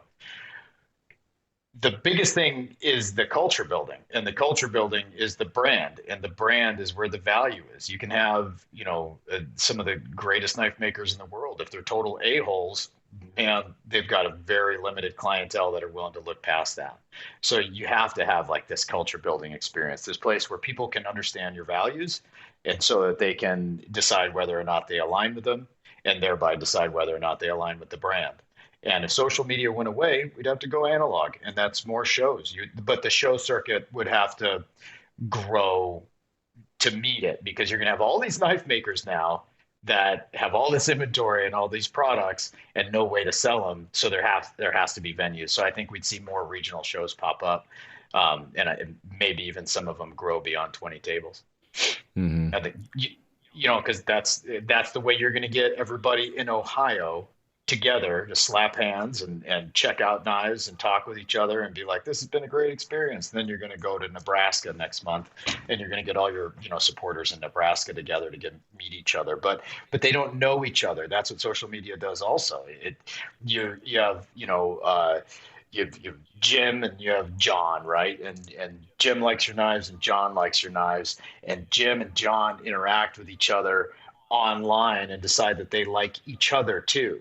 Now, there's going to be a lot of sniffing asses if there wasn't social media in there to act as like the relationship broker, right? They're going to come up to the table, and there's going to be a competitiveness between them, because they're both trying to vie for the maker's attention, the maker's product, whatever it is, provided that, that's something that you're selling. But it's the social media aspect, the social aspect. Let's drop the buzzword social media, the social aspect, the community building. I want our clients to be friends with each other overall. That's where most of the conversation happens around the table at Blade Show. It doesn't even involve me. It's these guys. They became friends. The Usual Suspects Network used to be amazing about that with all the meetups and stuff. It was a forum. You had to pay for it. You couldn't have a Gmail account. The whole thing was pretty much big pain in the butt. But once you got over that hurdle, that barrier to entry, you got in there and you realize there's this amazing community that we all met up frequently. So we got to know each other through the keyboard and screen, And then we got to know each other, capital K, know each other, at a pool party, for the Colorado chapter. We all became friends. And so that's, it's a critical component. It's something, it would be like taking back electricity. You know what I mean? I really, and I'm a Luddite, dude. I'm the least technologically capable. I'm not into it. It's nothing. I spend so little time on my phone. I have a computer at my house. I couldn't even tell you the last time I turned it on. I can tell you it's probably been months, if not a year. So that this isn't something that's important to me as a techie, necessarily, but it is something from a brand standpoint that I can say is important, and we need to figure out some sort of solution because it's a matter of time. We don't get screwed with on Instagram. We don't get screwed with on Facebook. We don't get screwed with through PayPal, other than one isolated incident that was actually related to another knife maker. We did a transaction with them that caused them to do like an investigation into our account, and it was a big pain in the ass. But it's a matter of time, and we have to figure out a solution because it's too important if people want to proliferate their brand outside of their area code. Yeah, it's funny. You ever watch the updated Battlestar Galactica? Mm-mm.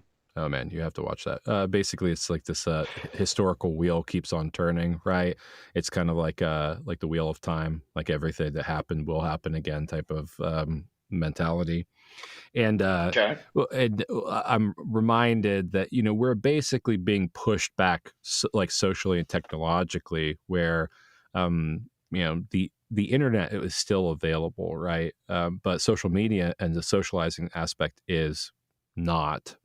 And so, what do you have? Like, you have shows, right? And you have, if like, what was the original bulletin board? The Guild is basically it, right?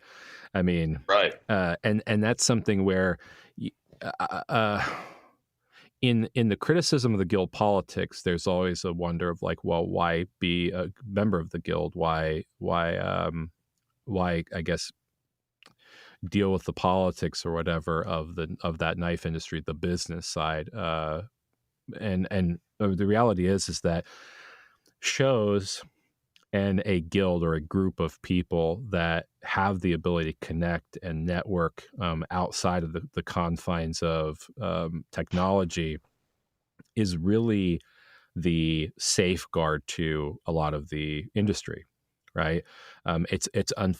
Yeah, I mean, people are like, well, I mean, that will never happen. Well, I'll tell you what, like 7 years ago, I noticed that this thing was like starting, where technology, like social media and things like that, were not going to be the ally of the knife maker, right? And Right. I've been talking to everybody about that. Get you a website, like use social media as a funnel for your own thing, and join groups or something, right? Like do something. Go to Hammer Ends, like build a local culture first, right? And it's where it's going. Like I was predicting this stuff like Nostradamus, dude, and nobody believed me.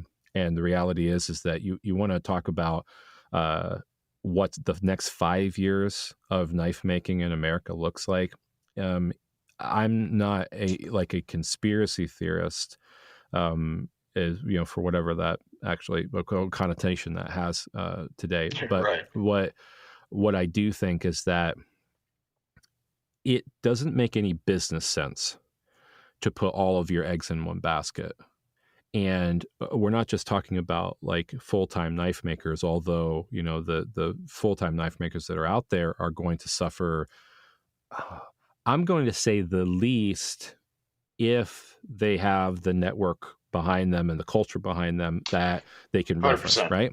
The ones Yep. that are going to suffer are the ones that are hobbyists, that are thinking about transitioning to full-time knife making, and the full-time knife makers that haven't really paid their dues yet. Which we're flooded with. I don't mean to cut you off, but I mean, just think about the perfect storm of the confluence of Forged in Fire and COVID. So what you had was, you had people at home getting paid handsomely to stay home. In a lot of cases, I don't think that applies to everybody, but in a lot of cases, people were bringing in COVID cash. And then they're watching Forge and Fire and they're bored and they start making knives and people are buying them hand over fist because they also have COVID cash and Instagram's popping. I mean, these guys are just poof, just going full steam. And then it kind of the bottom dropped out this year, really last year, but we're feeling it now this year because of the inflation and everything that goes along with it. But you have people that have this false sense of reality. These full time, Johnny come lately full time makers that took the plunge, and hats off to them because it takes a lot of guts to do that. But they weren't. The sky was a different color in their world. You know what I mean? Like that's a false reality. There was nothing legitimate about that. And we're seeing huge attrition right now, which is it is pretty sad because hopefully they didn't burn too many bridges on the way out the door to go make knives, but yeah, that's pretty tough. And so I think what we're also going to see is we're going to see a condensation of the producers market. We're going to see fewer makers and we're going to have the same volume of customers. We just need to talk to them. How do we talk to them? How do we communicate with them? How do we get them to talk to each other? Well, yeah. And like to that point, you can kind of inference that this is valuable because of the collector market, right? So oftentimes the behavior of a collector is to wait and watch, right? It's no different than the stock market. You wait and you watch a knife maker and you see what they're doing and you see how they're progressing, and then you get introduced into their world and into their product at a time that is the collectible zone, right? Right. And so maybe you get in on the ground floor and you're a little speculative, and so you spend $200, $300, $500 on stuff, and then in 5 years, if they're still around, then maybe their knives are worth more, or at least their value is sustained. And then you have other collectors that are spending the time really, really watching. And they're like the long-term investors. They're the ones who were with Tony Bose, right? Tony Bose left Right. enough meat on the bone on his knives that the collector market, that resale market, always drove the fanaticism towards whatever new he was making, right? So it's a guaranteed investment. I mean, you get like a sweet ROI. There's always a way out of it. Yeah. And so they could, they get out of the military. They want to, instead of buying a bunch of stupid stuff, they go in and dump, 30, 40 grand in Tony Bose knives, knowing that that's going to hold up. Right. And it does. Like Reese, Tony Bose, like people like that, their knives have sustained, and actually increased in price. But, you have other makers that, they make a pretty good knife and they charge full retail, right? They want $600, $700, $800 for a slip joint. They want, $1,000 for a fixed blade or whatever. And they're charging as much as they can. And then in a few years, because something happens or that market dries up, then they wash out. Well, those collectors are not going to collect a washout.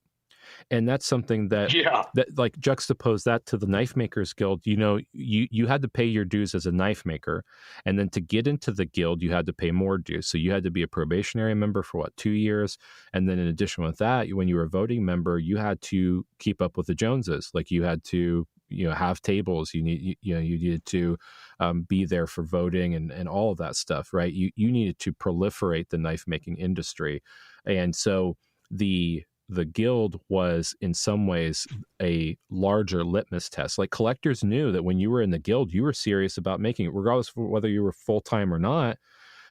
If you got to that point, you had already like knuckled down and knew what the industry was like enough where a collector could say, okay, I'm gonna bet on this person. And that's where the guild name and reputation and arbitration component really mattered in the industry. So like, is it still that way? No. Like the internet has basically supplanted the kind of function of the guild. But will the guild or will organization like that be the way of the future? I really think that if these things happen the way that I've been seeing them trend, we're going to condense down, like you said, into these into factions basically, and somebody has to be able to help to mediate that and to guarantee with customer bases that there is some arbitration, there is some like litmus, there's something to credential. All of a sudden, the credential that holds a little bit more weight. Was it Einstein who said, "I don't know with what weapons World War III will be fought, but I do know that World War IV will be fought with sticks and stones." You know what I mean? So it's like we're careening towards a cliff when it comes to the knife industry and social media.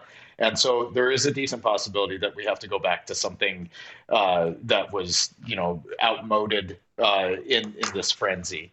So, I mean, that's entirely possible. But there's also ways to look at the guild to, I'd be interested to hear your perspective on this too, is how do we shape it? Because I'll be goddamned if we drop the torch on my watch, even though I'm not like a huge participant. It's nagging at me to get more involved with it. Right now I'm treading water, so it's hard to think of adding something else to the burden. But how do we update that? How do we bring it into the 21st century, given the nuances that we see out there and how the knife community is as a whole? Maybe this is a great opportunity for the guild, as far as like to stay relevant in its current state, or maybe a little bit updated, but an analog state all the same. Hey, Instagram's not working out if you want a source for knife makers, but how do you get the culture building out of that? Okay, great. We have the pipeline to the brand. How do we get the customers to communicate with each other? That's a huge part. That's such a huge critical component. And we're lucky to have that resource so long as we actually have it. Mm-hmm. No, I agree. Really I think the industry, like I was mentioning about like you can kind of use collector market to tell whether like I kind of like what the landscape is, like to gain situational awareness. In the same way, the industry is saying that the guild is outmoded, but they're really not looking at it like what did the guild originally, like what was the original purpose and what did it serve at the time, and juxtaposing that to where we are kind of going. They're just looking at it kind of like the old, like the old boys club or whatever, or good old boys club is not necessary anymore. And a lot of people thought that, right? It's like the same way with like, you stick with your wife or you go find, new hotness, right? But you got to realize that new hotness is going to be old too someday. And like clock keeps on marching on. Yeah. And it's like, and you can either dig your roots deep and you can try to make that thing work and not just be vapid, or you can just always chase that thing. And then you're like 90 years old and you've never had anything of substance, And that's the way the knife industry, if they want like IKEA knives, then yeah, you can go for that. There'll always be someone to make cheap knives cheaply for cheap people, right? 100%. But somewhere like again, if you ignore guild politics and business and like that kind of stuff, and you go with the spirit of it, the history, the reason why, like those core tenets, I think you'll find that the guild needs to treat it like a business, right? It is still a relevant, although nobody really recognizes that, it's still a relevant component of knives, because the reality is, like as of 1998-ish, when people started to migrate to the internet and have some email distribution lists and things like that, it was leaving the guild, or the guild not being as necessary because of politics and rules and things, was it was easy to leave because there was something to supplant it, right? I mean, people are like, mate, you don't need the internet anymore. Like when I was talking to some of these old timers about joining the guild originally, they were saying, you don't really need that. Like you have the internet now. And I was like, yeah, no, I know enough about the technological side of what's happening that I don't trust that. And that's, it's a reason why I got involved with the guild, right? To help to galvanize my reputation as somebody who is serious about what I was doing, right? And it's going to be that way again. It is. There's no way that litigation right? There's no way that law um, that it backpedals that much, and you have this you have things that are backing social media businesses that and and even banking and things that say you have the right to choose who you do business with and how in what context you do it, and that's AUP is acceptable use policy, right? That's And right. And gun and knife guys are going to be the first to go, and then prostitutes, yeah. right? And drug dealers. Yeah. Well, I mean, you can see it with like the legalization of marijuana. Like a lot of people don't think about the economy of it, but in any state where it's illegal, it's a cash business. There is no banking available to them at all. So Still federally illegal, right? yeah, I mean, so it really, like, what people need to look at is that it is a risk for businesses to do business with people who are risky, right? And then this like circular type of thought process, the same way is like if you have legislation or you have public opinion or things like that that are negatively associating knives with, I don't know, terrorism or other things like that, then yeah, they're going to distance themselves from it. And I think that that's probably like, people get up in arms about Instagram's recent policy change or whatever with like deplatforming. It's basically, it's not shadow banning. It's just they're enforcing their AUP. They take personal offense, like our civil liberties are being violated. But the reality is like you sitting on your ass at home, like looking at knives and stuff, is not a liberty, right? I mean, it's not a civil liberty. There's nothing in the Constitution that says that like thou shalt sit on your ass and buy knives or look at knives. And, right. And so like for me, it's like please let us like disband with this false sense of entitlement. The law does not work that way. Yeah. Right. No, you're 100% right. And we've taken a very pragmatic perspective from day one. It's like, dude, we're in their house. If they say take off your shoes, I don't care if it's a pain in the ass. Take your shoes off. You know what I mean? And that is, hey, we're gonna take advantage of the opportunity and the privilege to be able to use these platforms because we see the benefit in it. But make no mistake, dude, they can pull the plug on us at any time, and that's their right. And if they're doing it as a CYA, which undoubtedly they are, there's plenty of people out there. Look, take a look at Taylor Swift's follows on Facebook and take a look at the Misfits follows on Facebook. They could axe the Misfits, completely kick them off of all social media, and it wouldn't even affect their round off number if they went 3 places from the decimal. You know what I mean? So it's like, they can boot us at any time. So keep your head down and use it as you can. But yeah, I agree. There's no point in getting indignant about it because, quite honestly, you're using it for free. What's it cost you? And they're investing huge amounts of money because they're expecting a return through advertisers. Now they're trying to insulate that from rabble rousers and people who spend 32 hours crafting a $5,000 custom knife because obviously they're a huge threat. So I disagree with their reasoning, but I can't disagree with their decision because it's their decision to make. Yeah, well, I mean, what did Jesus say? Like, render unto Caesar what is Caesar's, right? And so if you're going to use the currency, then you're going to pay tax on it. Yeah, that's it, 100%. Yeah. But what were you going to say? Oh, I was just going to say, it would be nice to have an alternative. It would be nice to have, and I don't care if it's analog in the flesh. I don't know what that looks like, but it would be pretty excellent to have an alternative where we can be free. And I use that with some hesitation, that term with some hesitation, because this isn't a political standpoint. This isn't like, this is just completely apolitical, but a place for, and I see some competitors coming up in the marketplace where it's the makers movement is huge, right? So there's this makers movement. People, I mean, from people making robots to movie prop replicas to, I mean, you name it. There's a horde of individuals. I know Obama was a big proponent of this. He did South by Southlawn there at the White House, and he had basically STEAM come in, students of STEAM kids, and he wanted to get them involved in science and the arts. And through that, you can see, once you kind of take a look through that peephole, that there's this enormous community. So we're seeing maker communities pop up in the form of more tailored social media. It's not quite like Etsy. It's not a sales platform, but there was like Maker's Playground. I got on there, I threw up a couple of knife pictures, and I haven't been on since because that's not where my community is, and I cater to my supporters. But I did get on there, threw up a couple knife pictures, and you wouldn't believe the reaction these people gave. Not because the knives are great, but because the community is supportive of other makers, right?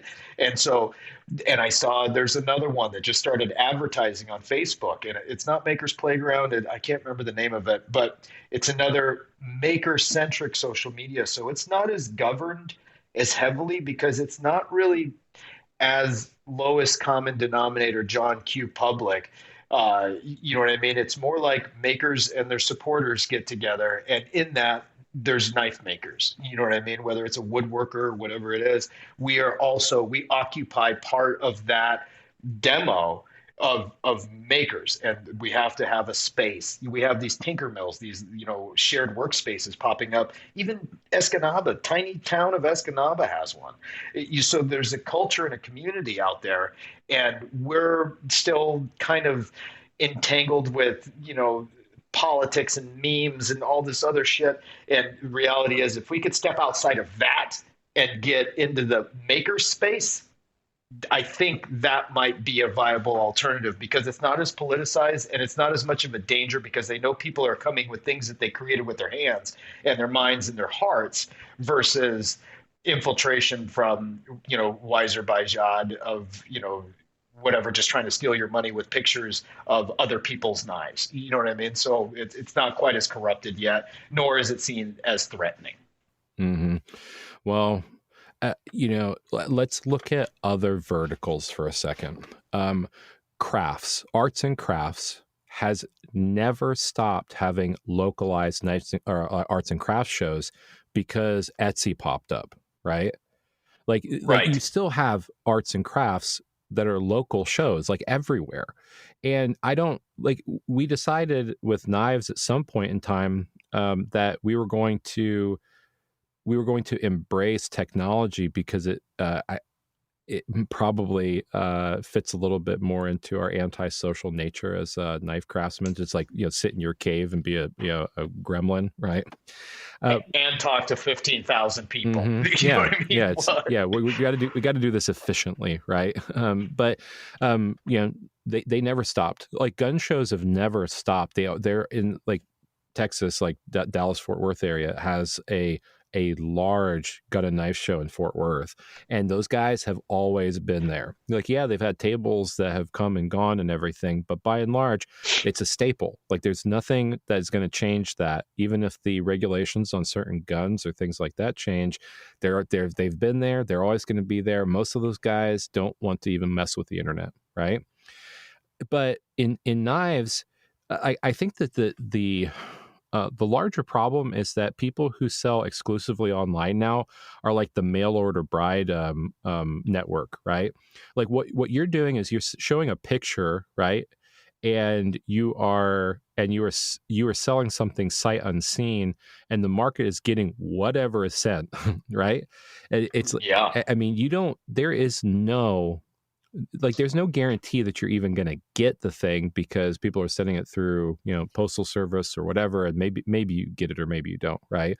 There's always like a attrition inside of shipping, but then you don't know if that picture has been doctored. You don't know if you're going to like it.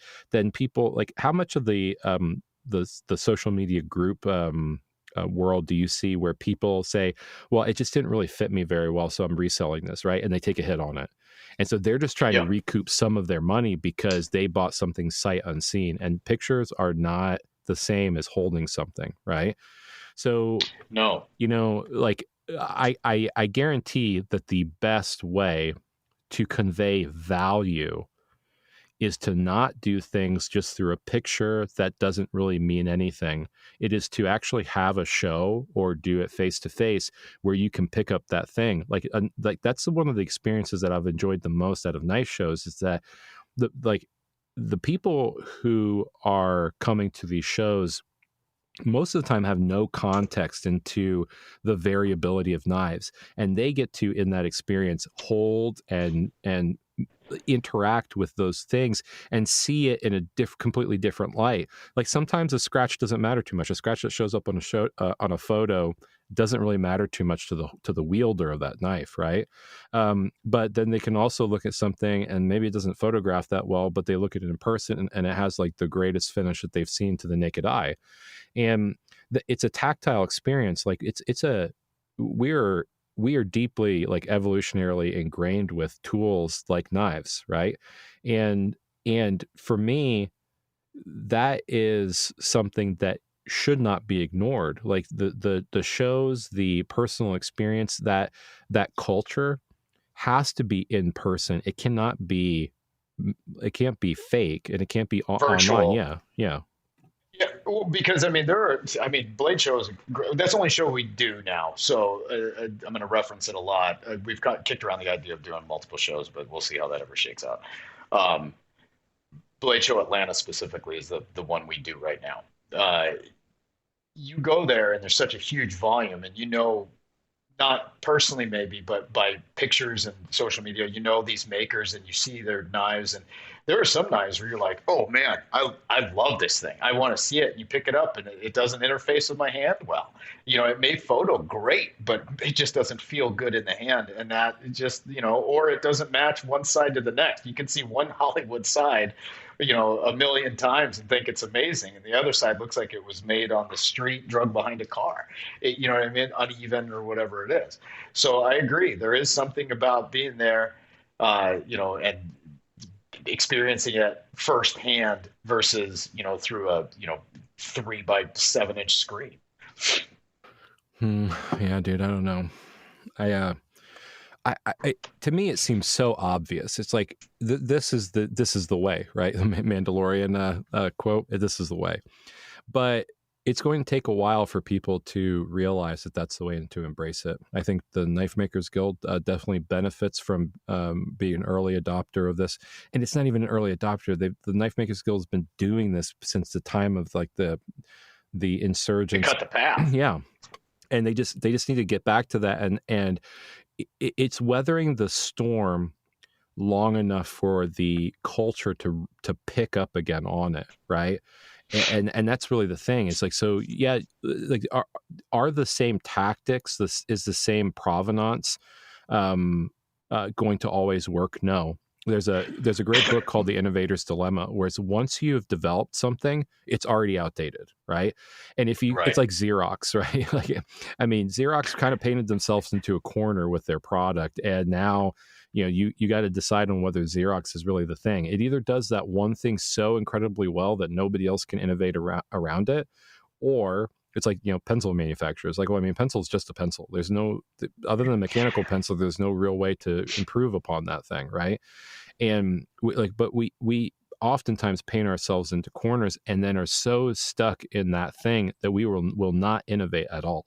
And that's the hardship that we face as business owners too, because like Bruce Bump was saying, I was kind of sick of seeing everybody make hunters all the time, right? Like they were just all doing the same thing in the early aughts. And so he started doing things that were different, like, cut and shoots, and kind of separating himself and doing kind of crazy things with Damascus and other stuff, diversifying his portfolio. And he still was very much Bruce Bump, but he was also doing things that challenged the status quo. I mean, Buster Rowensky, like most of his work, you wouldn't say that those are knives, right? Like those are pieces of art. But Yeah. but he evolved from making functional things to works of art and didn't turn his nose up, as I understand it, right? He just did his thing. I mean, I think that that's something that we have to look at holistically, is not pigeonholing ourselves. And that's the thing that I think that we all do, is we get in our own way and then we don't know how to like untangle our feet to get out of it and just allow things to like progress in a intuitive and intelligent manner. Which that inspiration to go further, like you mentioned Bruce Bump, you know what I mean? Like he got tired of seeing the same stuff at the shows over and over, and that motivated him, you know what I mean, to step out of his box a little bit. And so again, you know, it comes back to the shows. You have to be there, meet the people, see something cool.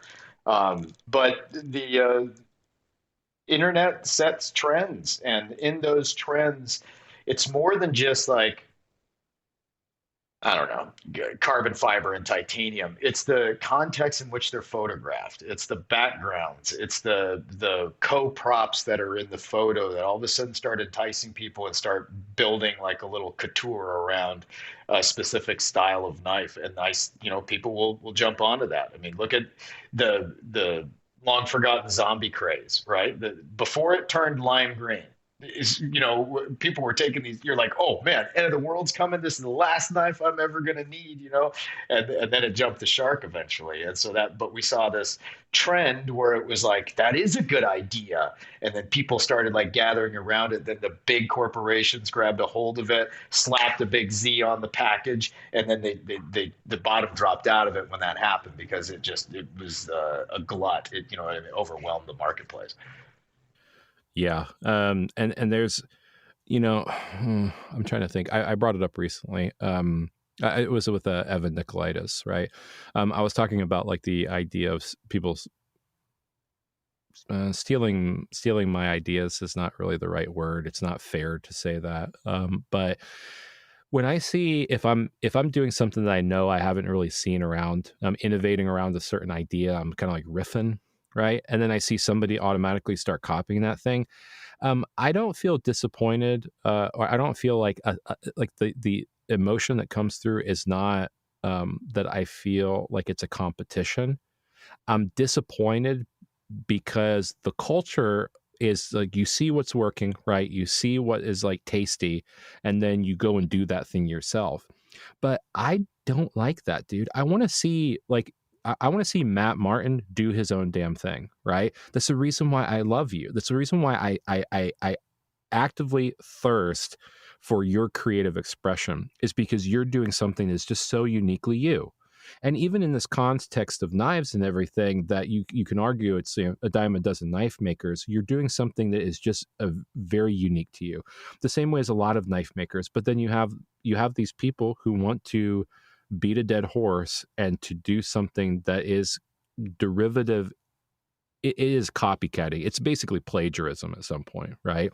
And it's just it's not interesting to me, and I'm disappointed that somebody would take my stupid idea and turn it into another stupid idea. Like, that's what I look at sometimes. I'm just doing something. I'm riffing, and you're taking my stupid idea and you're just turning it into another stupid idea. Please do something different and make yourself seem intelligent, because I'm not. It, it's what do they say? A copy of a copy is not as sharp as the original. And so, I mean, there's something to be said as far as that goes too. It becomes karaoke, right? It's tone deaf. They miss some of the nuance. I tell you though, I I got over that pretty quick. Uh, there was we'll say a junior knife maker, and I'm not going to use any names or anything like that, but a junior knife maker in his group, all of a sudden I saw this kind of really shitty facsimile, especially through the salty eyes that I was looking through, of one of our models. And I've known this junior maker for a while, and I'd seen unlicensed influence, we'll call it, you know, pop up in several of his models. And I eventually I just had enough, so I left the group. I left the group. Well, they noticed I left the group. The moderator or the admin of the group started calling me. Hey, is everything all right? Notice that you left the group. Yep, sure did. Well, why? And I said, well, I got tired of seeing shitty copies of my knives being paraded around, and it didn't spark joy. And you guys are free to do what you want, but I don't want to see it. So I left. And then the maker shows up at my shop with a case of beer under one arm and a white box under the other. And he apologized profusely. And he gave me the knife that I got so offended over, right? So he gifted me that knife and a case of beer, which is the way to my heart. And when he did, I was like, congratulations, Martin. Do you feel better now? I felt so skeezy and so greasy because as this maker, this junior effing maker shows up, and he was like, "You're like my knife hero." That's the way you make a loveless drop hunter. Like that's how I saw it, and I felt disgusting, and I felt slimy, and I was like, "Wait, okay, you did it. You got what you wanted. You got him to apologize and to turn over the knife." And so I kind of meditated on it is probably the wrong word, but I noodled it around, right? It became a bee in my bonnet. And I was like, so what is important? And my own vanity, my own arrogance, it's not really arrogance, but vanity, my own vanity thirsted for this thing, which is where I draw the line today, is attribution, right? So it's like if you're going to use a technique of mine, which are very limited that haven't been done before, or if you're going to use a silhouette of mine for whatever reason it speaks to you, whatever, all I want is attribution. And as long as you can be like, hey, I'm making this, you know, Levere and Son style, witch finger. This is my take on that, but give you credit. That I think this is long form for saying there comes a point when your brand is proliferated enough and you have a body of work under you, and there's enough knives out in the world that you're going to inspire and you're going to influence people. And you can either be honored or you can be salty about it. And the thing that negates the saltiness is attribution. It's them saying that I am looking up to this maker. Just give me effing credit, dude. Like, just give me credit for the design. I hope you make $1 million off of it, but just give me credit. And I don't know how right that is by, Immanuel Kant standards, but that's what I need. And outside of that, knock yourself out. So as long as they give credit, but tread carefully because some of these guys are going to innovate, but right now they're pantomiming just to get the muscle memory down, and they're developing their own styles the same way you and I did. You know what I mean? So we just have to have a little bit of empathy and a little bit of compassion because their copy of our knives is never going to have the same appeal to our customers as the original article, the genuine article, right? So just give them a little bit of grace and don't let that rent too much space in your mind because they're just looking up to you. Um, and there are definitely some assholes out there. I'm not saying that, but you know what? The marketplace really figures that out pretty quick.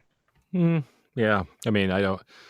There are some scenarios where I don't think that that's the case, and I don't want to talk about it on a podcast or anything like that, but because I have like use cases, and here's the deal: like I find that it's peers are the ones that oftentimes plagiarize for the purpose of productivity, right? Like or monetizing, right?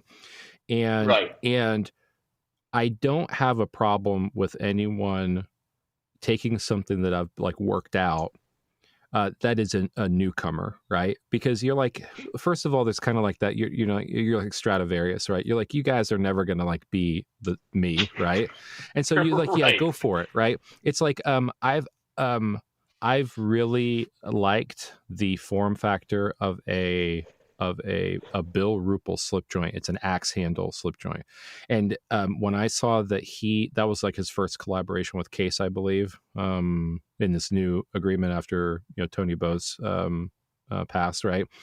I saw that they released it on Blade magazine, and I'd been waiting because I didn't. It was his thing. I know that I think him and Rick Dunkerley had kind of made this pattern. But I just really liked it because it reminded me of like the form factor that I really love about axes, and which is another kind of like childhood passion of mine is like hatchets and axes and that thing, right? Yes. And so I was like, I would really like to make this thing and just see if I can, but out of respect for Bill and it being his thing, I was like, no. But when I saw that he was going production with it, I asked him, I said, hey, like I really like this thing, and I would love to have your blessing on just being able to make it, right? and just to see if I can. Oh, these are cool. Okay, I had to look it up. I'm sorry. I just did an image search for a Rupal axe handle. That is a cool. All right, I just wanted to see the Yeah. knife so I So could put it in yeah. context. So Bobby House is mostly like, so some of the guys I guess in the slip joint cartel might have made it, but Bobby House is kind of like the guy, right? Other than Bill. And um, what I specifically wanted to do was just make it to see how I feel about it, and I got his blessing. I got his blessing on it, but at the same time, what I waited, and I waited quite a while, and then I asked him, right? And I know that Bill's like, you're not in competition to me. I'm Bill Rupel. That's not what Bill would say. There's no. He just probably gave it to you freely. Like, well, yes. yeah, but what I'm saying is like that's just my realizations. Like there isn't. I'm asking just in like to make it, just to be able to make it, and I don't want to touch that thing if it's not. I don't want to make that thing if it's not something that's going to honor him in some way, right? And it's the same way with like Right. other people. Like, I mean, I asked you specifically about like your tiger lips process and everything. Now, I'm sorry, I have not given attribution. This is like Matt Martin's tiger lips. However, I have like mentioned that actively in like the pedagogy of that application constantly within the podcast and everything, right? And for everybody I talk to, like I've put more time into it than just a social media post that Rorschach is tiger lips that's crappy, right? But I mean, I asked about it, and it's something that you freely shared it with me, and whatnot. But it's I don't know. There's a strata of what's socially acceptable, because one, like as a newcomer, you have to walk into it with respect, right? And just a little bit of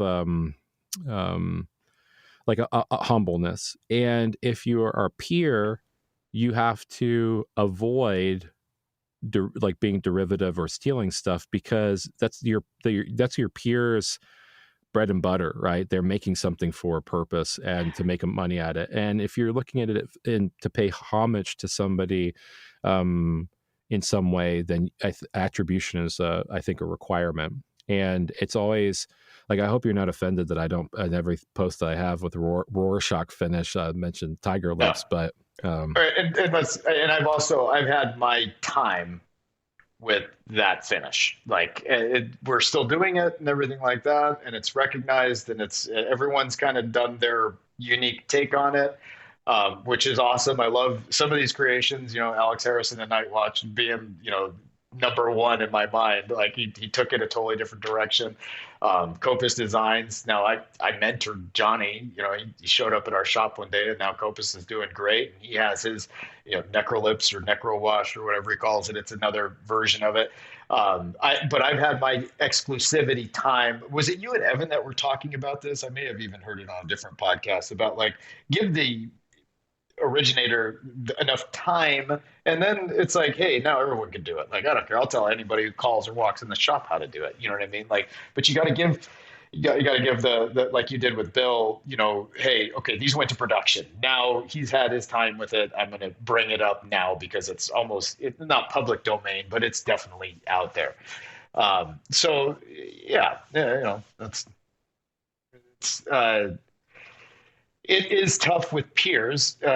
We have a mutual friend whose name I'm not going to mention, one of my close friends, actually, and he knocks me off constantly. But we're close enough that I can shoot him a jab, be like, hey, that's a nice looking raven you just put out, dude. And, he'll just flip me the bird, and he knows what he's doing.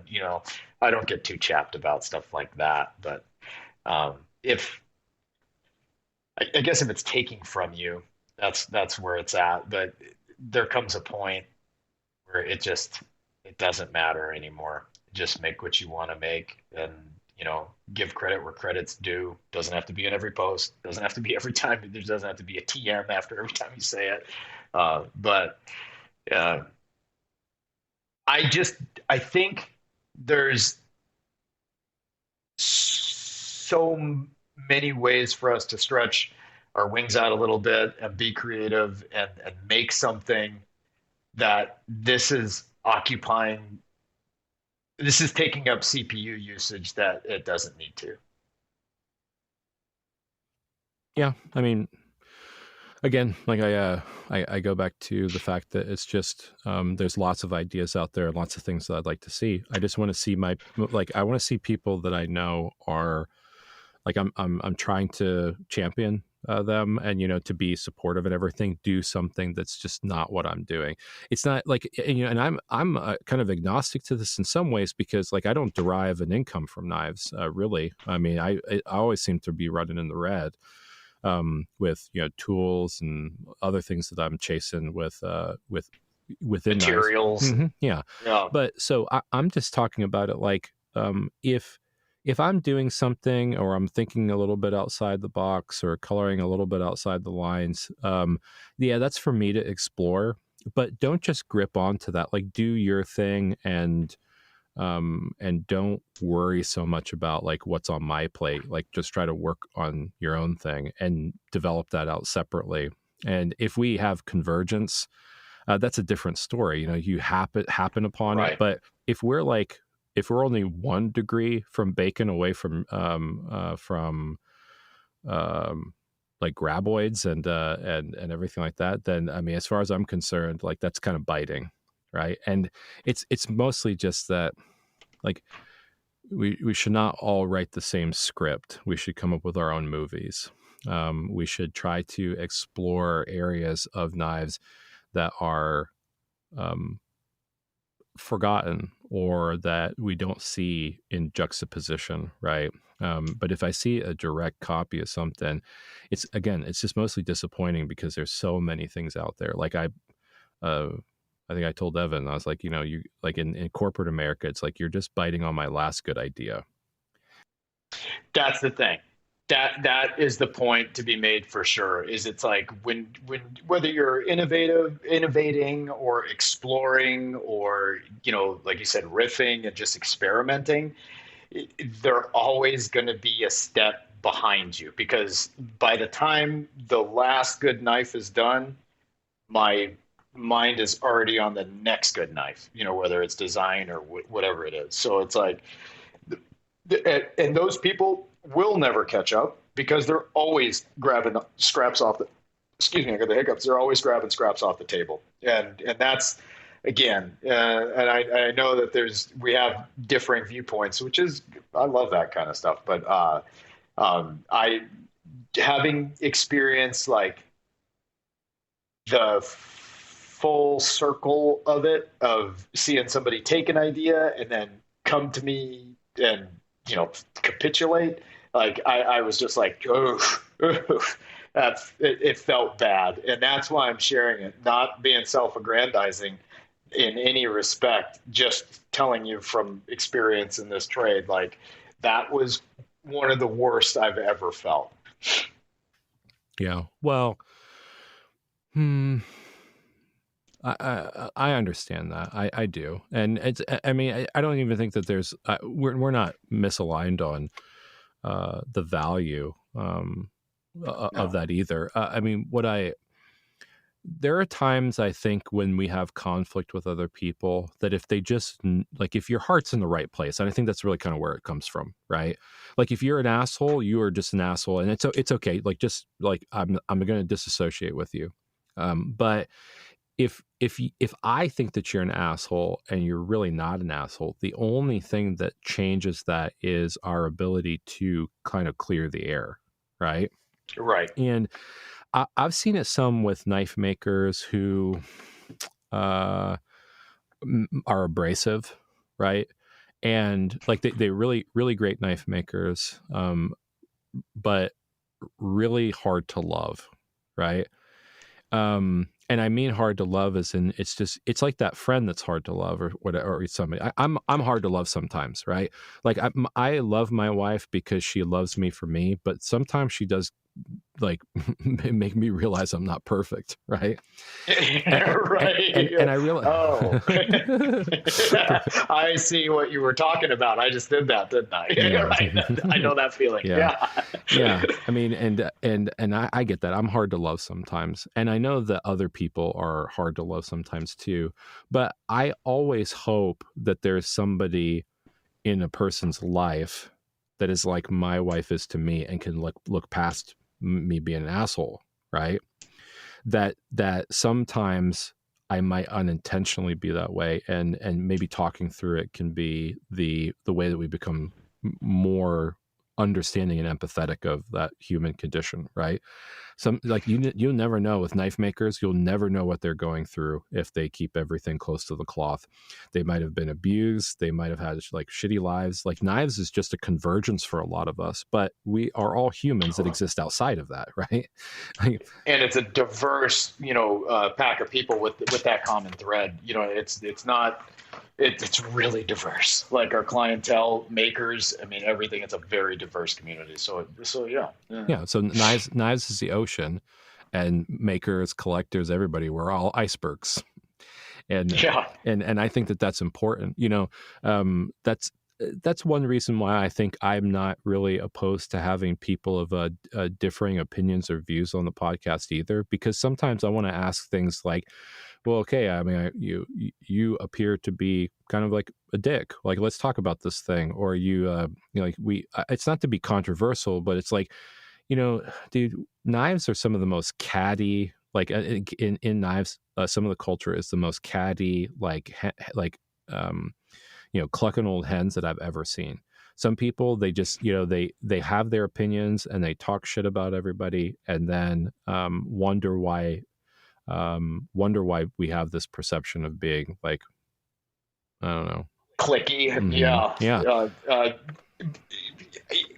My experience, because now I guess most of my friends are knife related, which obviously I consider you one of those too. But in the beginning, I just didn't associate with any knife makers because I was an island. I was isolated and I just wanted to make knives, so I did it. And when I got into the industry proper, I had a very different experience. And maybe I'm one of the catty, clicky assholes. I don't know, because usually, if you walk into the room and you don't see that guy, you are that guy. But I don't know, man. I compared to like tattoos and guns. Oh my God. Yeah. Those communities are unreal, like unreal. The treachery that goes on in the tattoo community and the gun community. So knives was a really, I found some pretty amazing people, and I think you're going to run into jerk offs, whether you go to the mall or whether you go to Blade Show. And I just, whatever, man, those aren't my folks.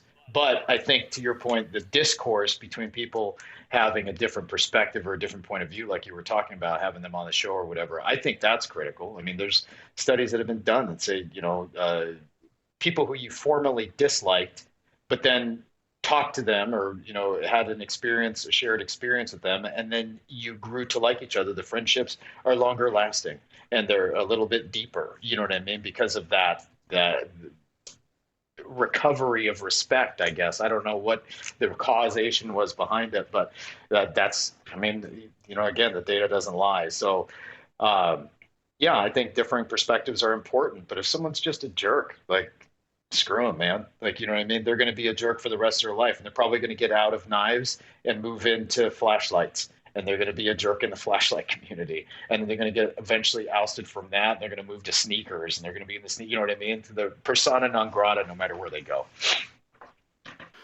Yeah. I mean, I agree. It's I guess something like you kind of like triggered this thought in my mind. Like, I know that Joe Rogan does podcasting, right? I mean, obviously everybody does, but that's something that I've as a person have appreciated is the dissonance, right? To be able to take opposing views and to be able to just talk about things and ask stupid questions and whatnot. And maybe unintentionally so, I've tried to also do that. I'm not trying to copy one of the, the largest and greatest podcasters of all podcasting history, right? But I do appreciate the discourse. I do appreciate talking through opposing views and to just being willing to like remove your ego long enough to just allow a person to have that word in edgewise of like that mantra that you have that they're stupid or that they don't matter or whatever. It's like, dude, just talk to them for a minute. Like try to see it from their point of view, try to understand and ask good questions. And then, if it pans out that somebody doesn't care afterwards or doesn't share your values, it's like, I don't want to marry myself. I want to marry somebody who is different, that I respect and everything, but that shares my values, right? Right. And that's something like, I don't want to do business in knives with crooks. I don't want to do business in knives with people who, who are toxic. I want to be friends, and I want to work with people who share the similar values, but you don't have to be the same. In fact, I want diversification in that. I really do value seeing people who are, not constantly cultivating echo chambers and everything like that. Bingo. And they can't see it because we're looking on camera, but I'm like just pointing and, I'd be waving banners if I had them. And that's exactly it. There is no merit to an echo chamber where everyone's just saying the same thing, running around like lemmings. There's just no merit to that at all. And, I wouldn't say that you're copying Joe Rogan. I would say that you're doing your part to correct the course, which the other side of the coin, the negative side of the coin of social media, has created. This polarizing views, this red hat, green hat syndrome, where you're just like, they're the enemy because they support something that I don't. And it's like, hey, man, we all kind of want the same thing. We all want our kids to grow up healthy. We all want to be able to pay our bills and eat and be able to travel. And, we want to have relationships with friends and family. We all want the same thing. We're just on different paths. And I think that discourse is so critical. And I think Joe tapped into it. I think you tapped into it. I think that's why I'm such a huge fan of the show outside of our friendship. This is a different perspective. This is a different take. And you won't know for another 20 years, provided, and I hope you do, that you keep doing this. It's going to take a lot of compilations of interviews to see where these common threads are. And it's just such a valuable database. I really truthfully believe that with all my heart, that what you're doing is super, super valuable. And over time, we're going to start to see the Venn diagram of makers as people, of values, of philosophy. And that's going to paint this incredible picture. What use it's going to be other than a deeper understanding of the art and the craft, I don't know if it's going to have any like pragmatic, effective use, like paint by numbers for success. But for people who are in love with the history of the craft, like myself, and obviously like yourself, it's going to be really, really valuable, as if it wasn't already. Yeah, I mean, we'll see. I guess not my intention. I guess in some ways, I don't know really what my intention is. I try not to get too in the way of what I'm doing. I want to make it the best experience that I can for listeners. Like provided like the technology and everything like that. I know that some people send out like recording equipment and whatnot. I always felt that was kind of limiting in some ways. If you want to have guests on, that you send them recording equipment and then they have to send it back or send it to the next person. Did you guys do that with your podcast?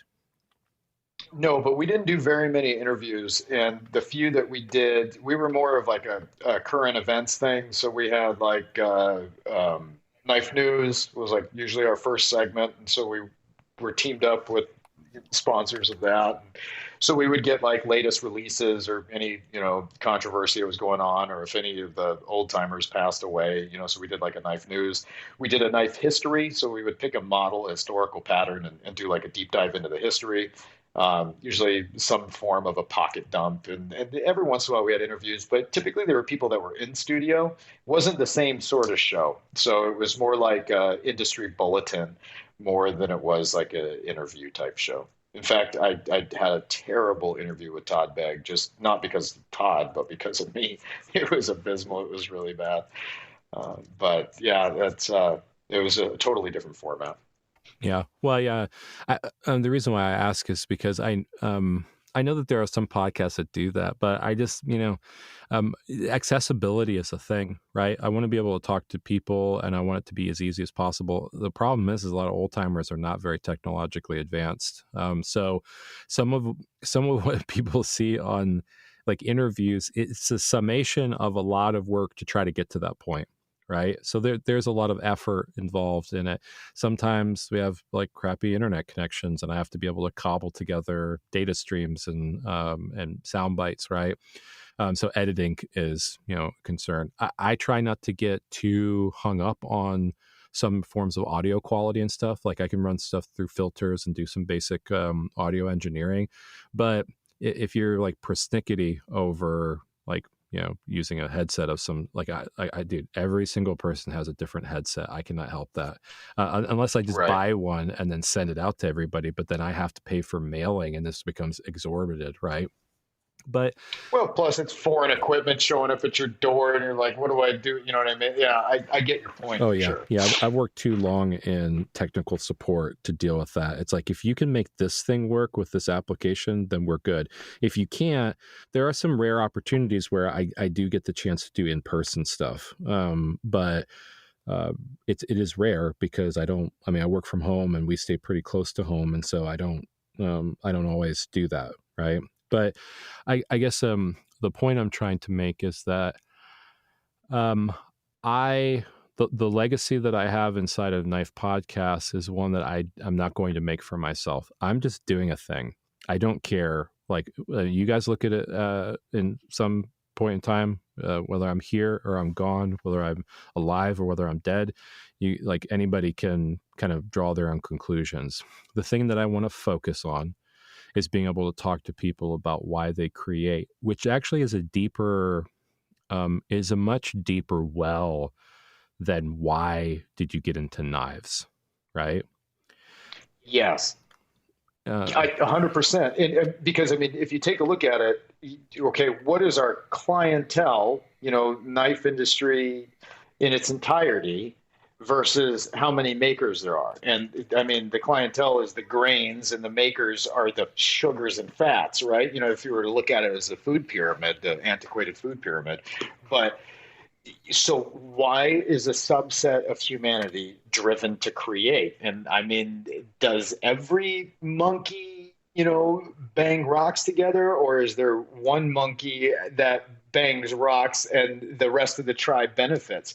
There's something ingrained in us, and that's, I think, why so many of us see it as somewhat of a calling, even if it's a little bit of a caricature. You know what I mean? Like, we're like, hey, this is really important because as a species, this has been really important that one of us, at least one of us, be around at all time.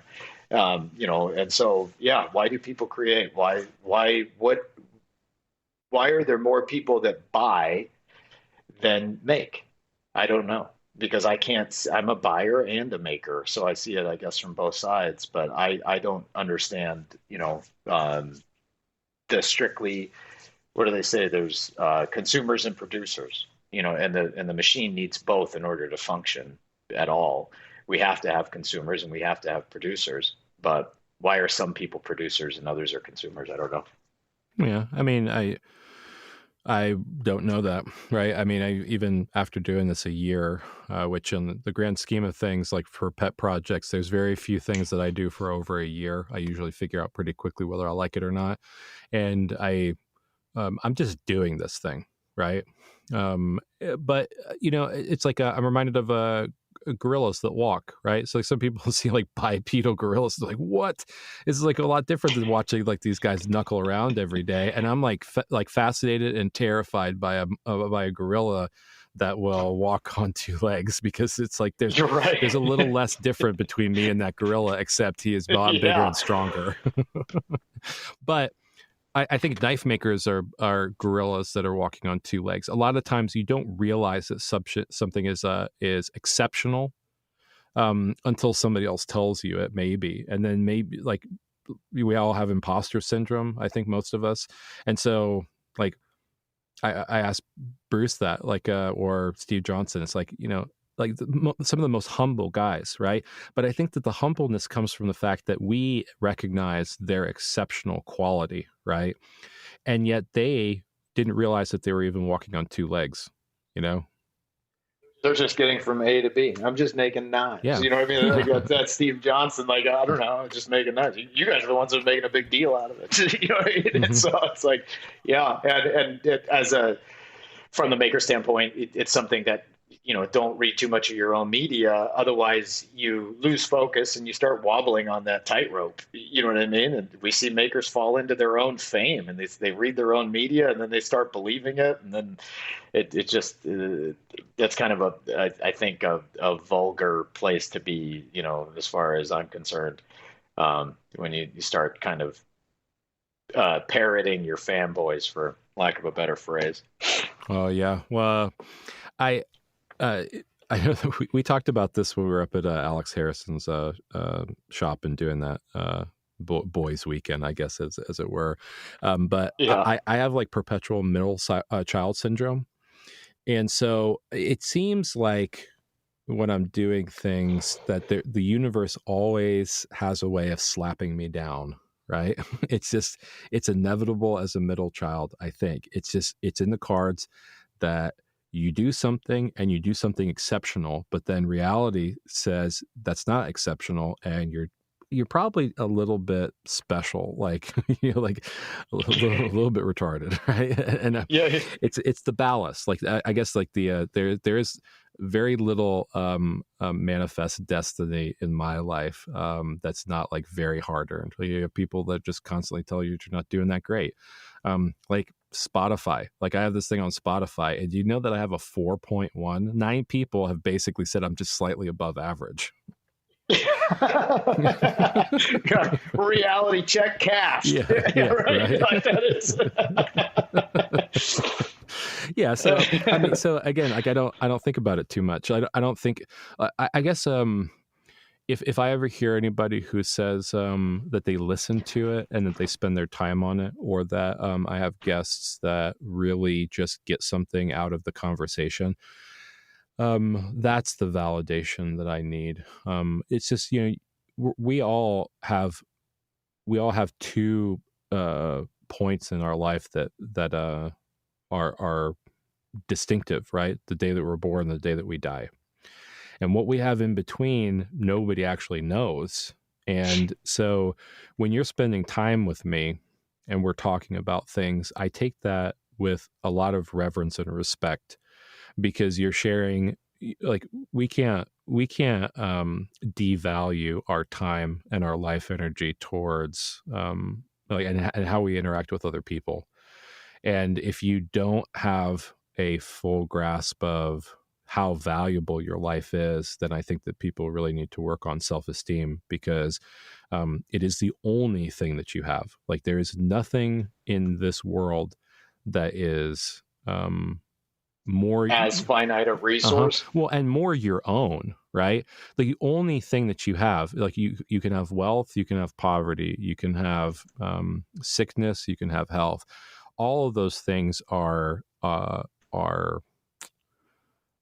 moving pieces inside of this thing that you have that is very finite, and the experiences that you have, like all of it. And so for me, you just have your time. Like, I mean, look at it with knives. You want to be a full-time knife maker, you trade your time, your life energy, for the widget that is money, to be able to do the things that you want to do.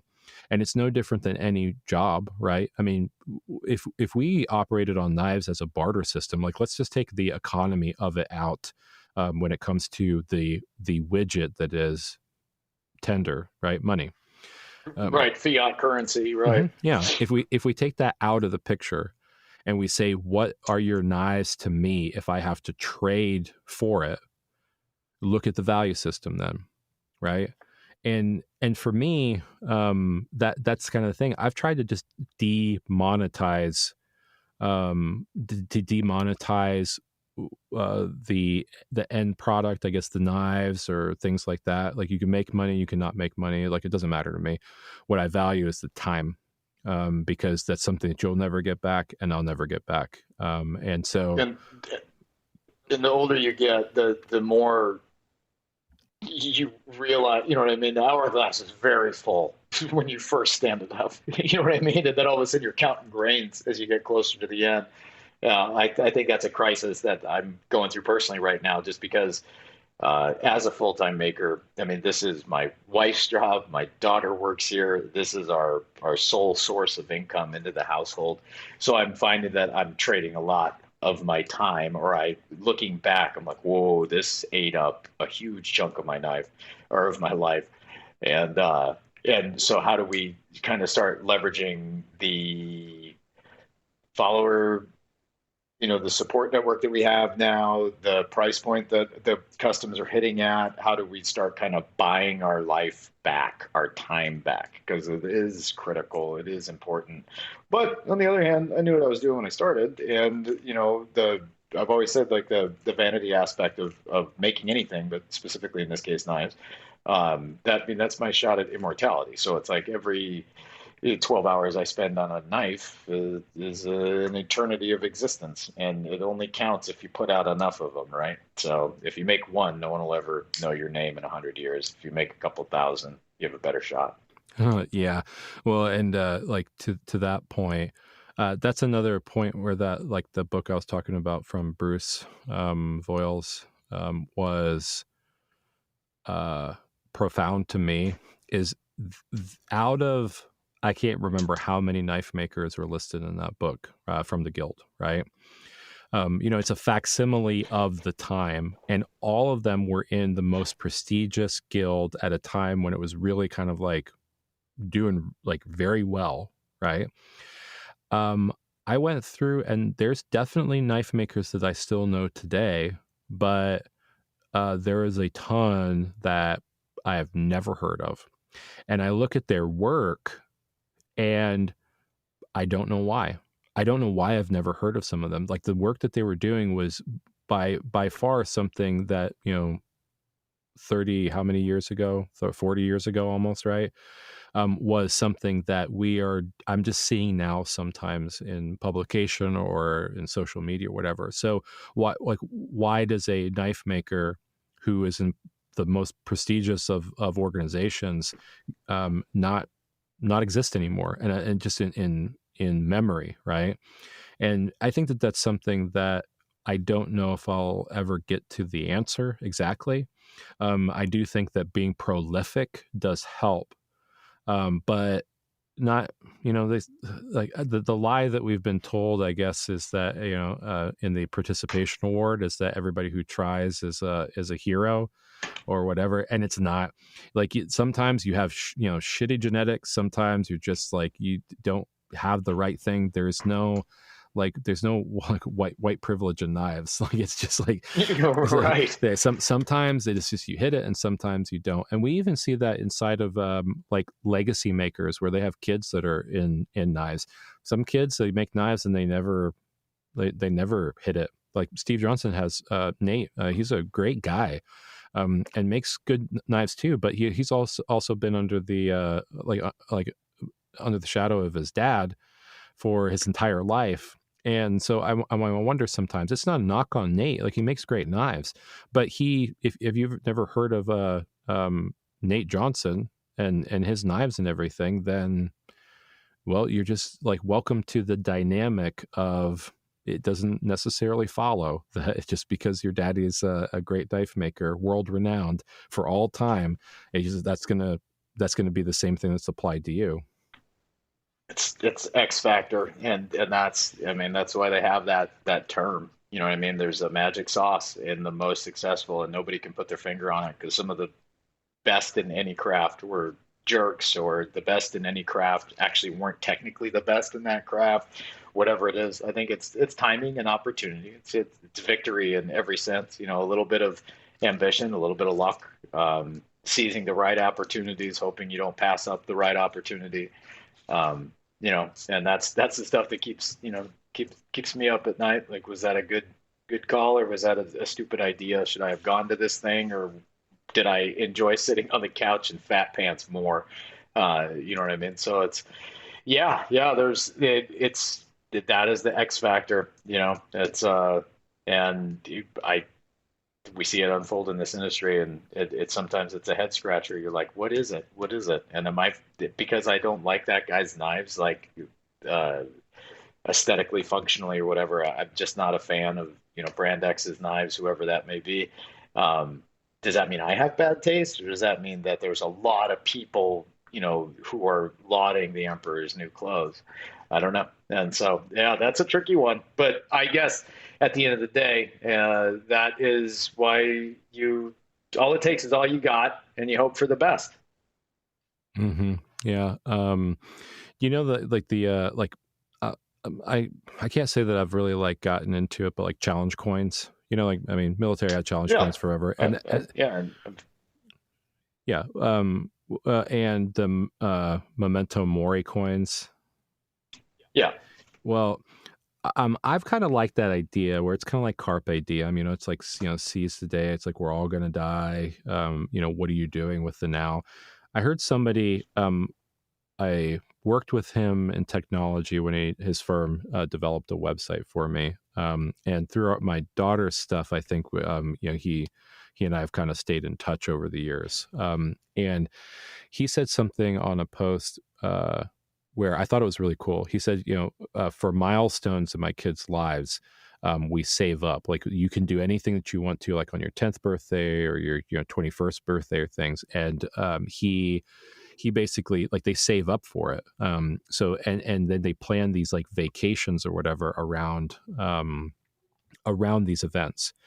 And when he does it with his kids, he's 100% engaged. It's like there's no thing to get in the way of that moment that they're making together, right? And he made this post on Facebook or whatever, and he said, like his goal is to die empty. And I thought, man, how profound, right? To give everything that you have to this life, like with the idea that's just the one that you have, and to die empty, to give everything, And I think that is one of the factors like of knife making, that when you just give what you are and give everything that you are to something, that you really can cause ripples in a massive ocean. Yeah, that is pretty incredible. It's very was Hunter S. Thompson. You know what I mean? Although his was a little bit more out there, but it's just like, yeah, dude, like give it all. And yeah, I dig that. That's cool. Yeah, I thought of making some coins. If anybody's listening to this, don't steal my shit before I do it. But I'm saying it right. I'm gonna have to preface this. I'm gonna say it just because I think it's cool. But whatever. I'll deal with the fact that if I see it crop up, then it's just the way it is. I want like my logo is. Hey, at least they're listening to you. Yeah, right. Yeah, and I will know. Like I will see it. If I see it crop up, I know that you were listening, and I know that you're biting. Right. Yeah. But like at this point, I didn't realize it at the time. I got this tattoo. I got this the black bear tattoo. It actually I got it on my forearm, and we got it when we were down in Florida after Christian, my stepson, passed. Right. And we were down there. We're just like, my wife got one of those kind of, it's a heart tattoo, but you know how like in sailors would get something that says mom. She got one that says son, right? Oh, okay. Yeah, gotcha. I thought it was super cool. And I got this. Yeah. I got this black bear, right? Because in native culture, black bear has its connotations as a totem and a spirit animal and everything, right? And I really aligned with that with black bear, right? And so I turned this into my logo, and it's been pretty well received. Like there's a mix of like kids or parents are like, oh, that's my kid thinks it's scary or whatever. But by and large, everybody thinks it's pretty rad, right? I think it's pretty rad. I've seen it. I have the stickers. Yeah. So what I was thinking of doing is like pressing some coins, like silver coins, and getting it so that on one side it has my bear insignia, right, and on the opposite side it says die empty, and basically just making those silver coins that can be traded as bullion, right? So it's like a troy ounce of silver or whatever, and you can actually trade it. Shit hits the fan and you need silver to trade, you die empty, right? I mean, it'd be funny if you gave all of your got stolen or stabbed to death, and then the only thing you had is this die empty coin. But got a morbid thought, but I thought it was cool. You could do stuff like mix it up, do interesting things with your life, like play around with stuff. It's like money in, money out. Like I know that's like hard to say when you're having a hard time feeding your kids or making ends meet or whatever. But if you're not doing something that's successful, maybe think of doing something else. I think that whether it's God or the ether or whatever it is, like however you believe in those things, there's a way to tell when something is not working. And the definition of insanity is just to do the same thing expecting different results. Yeah, walking into a headwind for too long.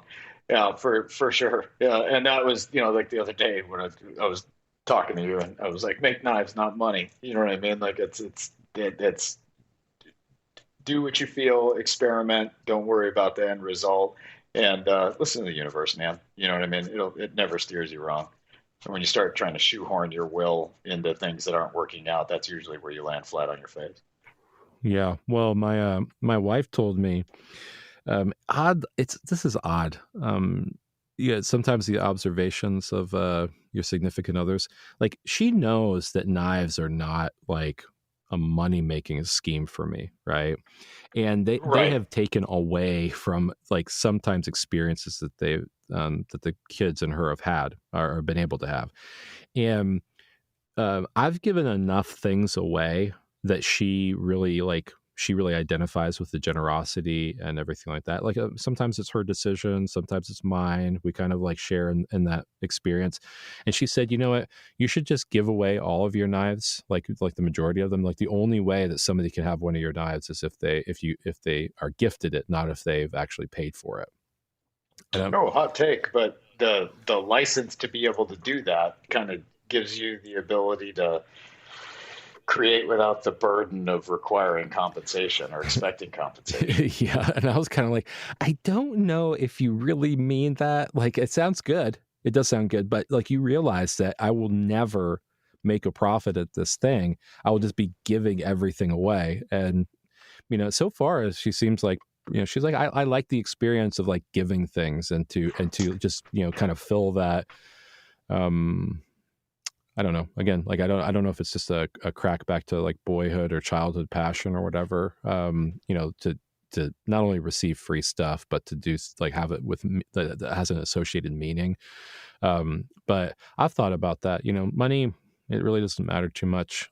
Really, what I think about is like the juxtaposition of the time that I get to spend with my family, the time that I get to invest in my day job and stuff where that actually does feed them. And then what do I take away if I'm just making knives and not making some money at it? At the very least, I just kind of I would love to break even. But it just seems like that balance of materials and time and everything is, I don't know. I'm still figuring it out. But, like when people come up to me and say like, why does this cost $350? Like you probably only have $17 in a knife. I'm kind of like, you know what? F you. It's not for you. Yeah, you're not my customer. Yeah, right. F you. Yeah. Get away from my table. Yeah. Quit spitting on my knives. Well, yeah, but it's like, I mean, what do you want me to do? Do you want me to have $350 in material and then give my time away for free? Like, what is it that you actually want? But that is where I think the industry is difficult because I was talking to a leather maker recently. that was talking about, it's like hot take. I mentioned about what, prices on knives in the knife industry, and people are complaining about the price of knives not changing a whole lot in the last 30 years.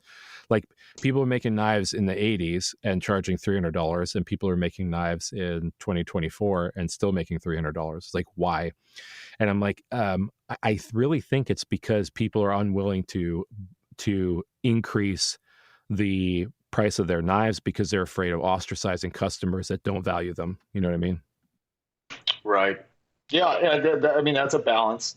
We have to keep, especially on the production line too. Is it's like, what is the perceived value of this item? You know what I mean? And I have to throttle back materials or whatever it is, because any way you cut it, this is a $300 knife at the opening price point. So we can't go over embellishing it, from a production standpoint. Which is why I like auctions. I like knife auctions a lot because it's a way for I tell you what, it's a chicken shit method, but it is a method. It's because I don't have to set the price on something that I'm like, hey, I don't know how many hours I have into this, like 30 hours or something like that, and let the market dictate. But yeah, well, what does it say about you when you let the market dictate and they're like, it's $4? You're like, what? Yeah, we're pretty fortunate. I haven't been hit with that yet, but there's always like that. Oh man, I hope it breaks 250. It does. We're really blessed in that way. But yeah. It's a fickle place. But the people who come up and question, I never sold for cheap on Sundays either at shows. I never gave like a table discount on Sundays. I was like, no. I was like, I'd rather take it home. You know what I mean? I've never received a paycheck that I felt like it was too much, like working 9 to 5. So yeah, that's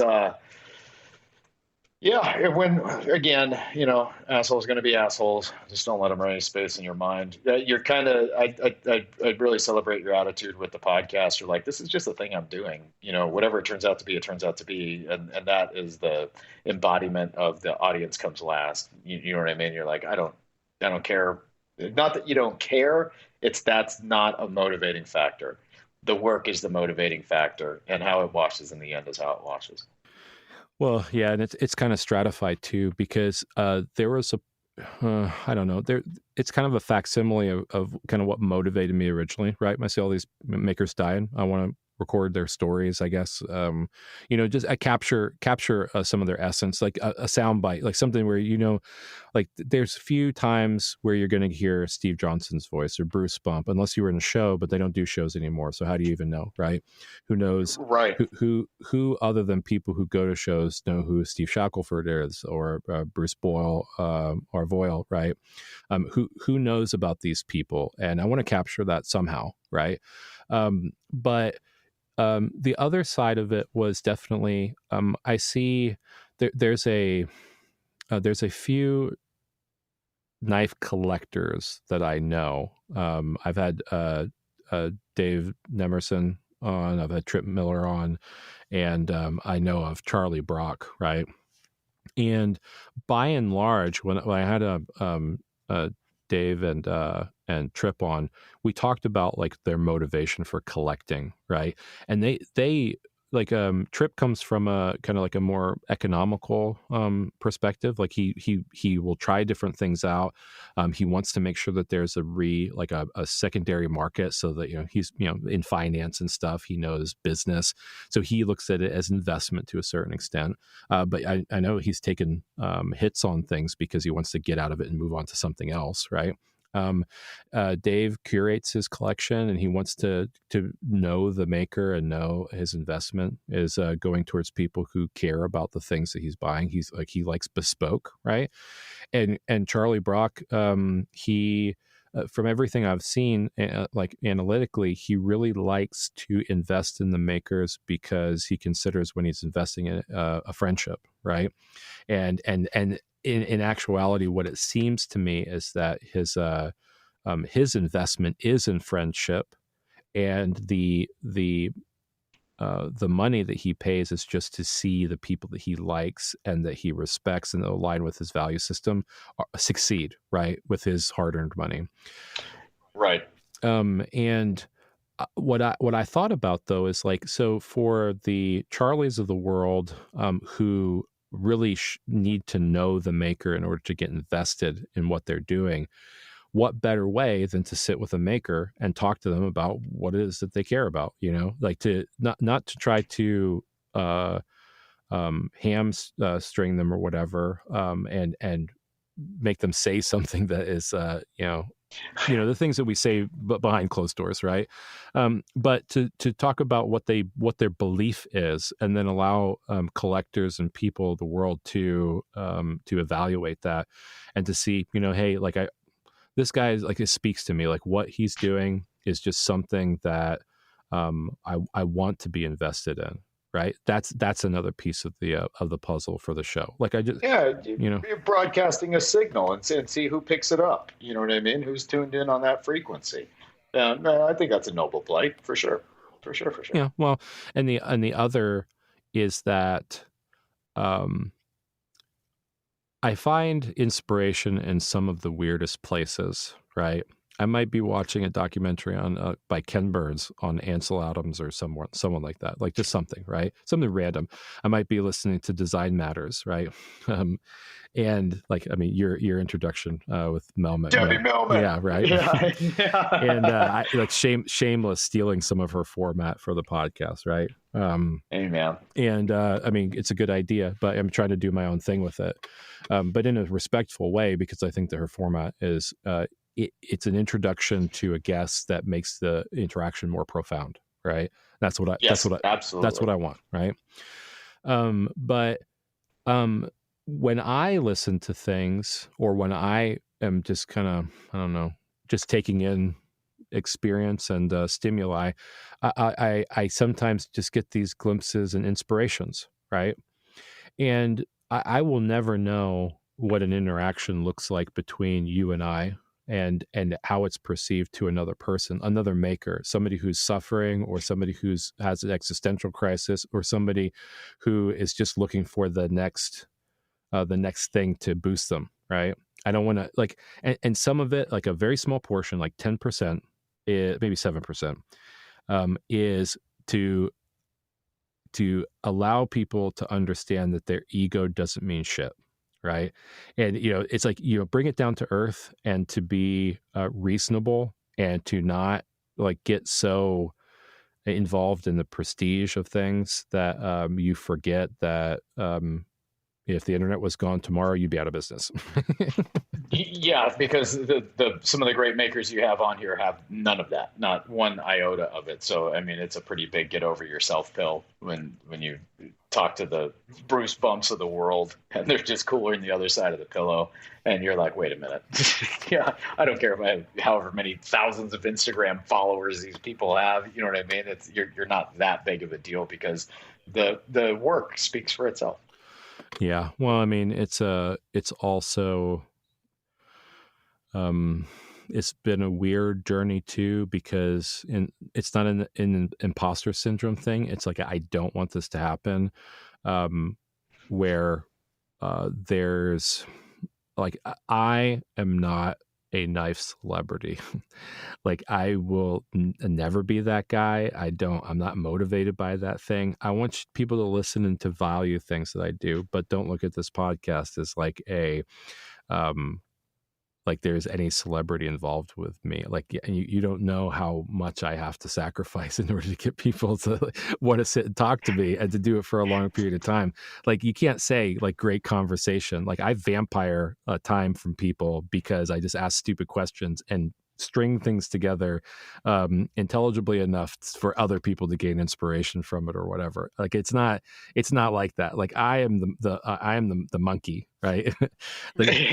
Focus on the guests, focus on the things that they say, and maybe I will articulate some things in my mind that make sense. But I don't do that thing. Like, I'll never in my mind be any type of celebrity. Is not the focus that I have for the show. I just really want us to be able to have some common understanding of things, and to be able to juxtapose that to a wide variety of thoughts. Because, dude, you could do anything. Like, I mean, like your first episode, we were talking about your bomb work and everything, right? I mean, you have a lot of life experience. Delana, she was a jeweler for a long time before she ever got into knives. Steve Johnson spent a lot of time working in knives. Gary Langley, Bob Terzula and his jade carvings. That blew my mind. That was a great, thing from the show. I was like, wait, what? And all of a sudden his logo made more sense. Yeah. Like everything kind of coalesced. Yeah. Yeah. Well, I mean, look at Langley. He's been a long time knife maker, spent a long time in like the corporate world, and then came back to doing knives more of you can't call it a hobby. Like that guy has some output, right? And his work is good. And he's such a nice person. Like he's just like his episodes, like everybody's dad type of, mentality. Right. And, you look at these, we do have the commonality of knives, but people just live different lives, and like what brings us together. That's what I want to show. We are just a tapestry, and the more diverse we are in those ways, and the more that we can look at that in comparison to what we see in the product of knives. To me, I just wanted to cause like people to think like, maybe be humble and be kind, and be empathetic towards people. And let's share that in this thing that we're doing. Couldn't agree more, man. I think you're doing a bang up job. Yeah. Well, enough about me. I know we're probably going to have to call it, because you're like with as many hours as you work and everything, you're probably getting tired by now. It's like late there. Yeah, it's about 10:30 here. I'm getting more hungry than tired, I believe. But it's another big one tomorrow. I was here, not quite this late last night, but yeah, we're in the Blade Show rush. My time is, it's going to get hairy here in the next couple of days. Yeah, we'll see how it goes. I need to start telling my guests to not do things like don't date this episode, so that way I can like put it in wherever I need to inside the lineup, and don't talk about don't talk about time. See, and I have a different point of view on that. I'm not going to lie. And I know how important it is for the shows to be evergreen. And I'm going to end on this note. But as an avid podcast listener, I like to know the setting of the story. What is the context? You know what I mean? Because I'm just going to do this just to chap you. It's 2024 right now. If we were talking about the assassination of John F. Kennedy. If we were talking about the Kennedy assassination with no context, right? You'd be like, well, what year is this? How relevant is what they're saying in each specific thing? I like to know what era I'm listening to, so that I can know, well, was that idea superseded after that? Or is this a novel concept, or, whatever it is. So I like a little bit of context. The setting, we'll call it. Yeah. Everybody, like somebody who's a history buff would say that, right? So it is like it is 9:27 p.m. at this time, Central Time. It's a Thursday. Yeah, I have drank all the liquid that I brought into my closet that is covered with a bunch of like basically bed sheets. That's how I do the podcast. If anybody wants to know, there's no grandeur to this. I'm in a hot closet, and like I don't want to share video, like, because you're gonna see how like ramshackle this entire experience is. But like your SpongeBob shirt. Yeah, that's the biggest loss. Yeah, I decided to shave my beard. You guys will never see it on the podcast. Like it's all these things. Like I don't care about that.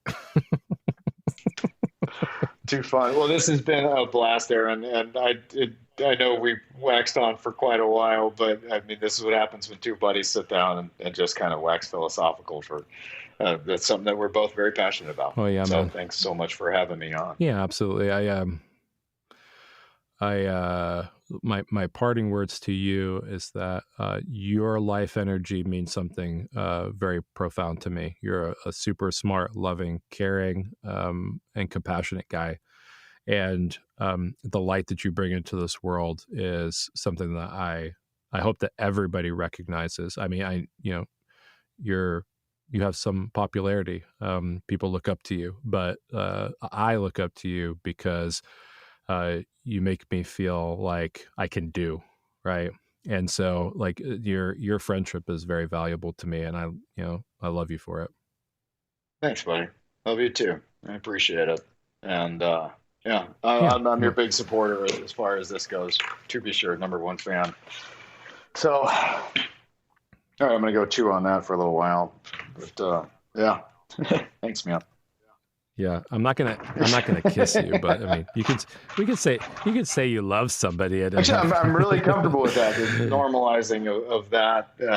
Well, I shouldn't say I'm comfortable with it at all, but I'm glad it exists. Yeah, and I have a pretty glad. Yeah, for sure. Yeah. Well, dude, I mean, I know that you got to go. I know that you're hungry. I know that you don't want to talk to me anymore. I'll probably catch you on the flip side through chat, and I appreciate you being on the show. Oh, yeah. Thank you so much. I appreciate it. Talk to you later. I'll talk to you later. Bye. Thank you for spending your time with me on this episode of the Good Old Blades podcast. Remember that you are worthy, loved, and may God strengthen and bless you on your own journey in this crazy thing called life.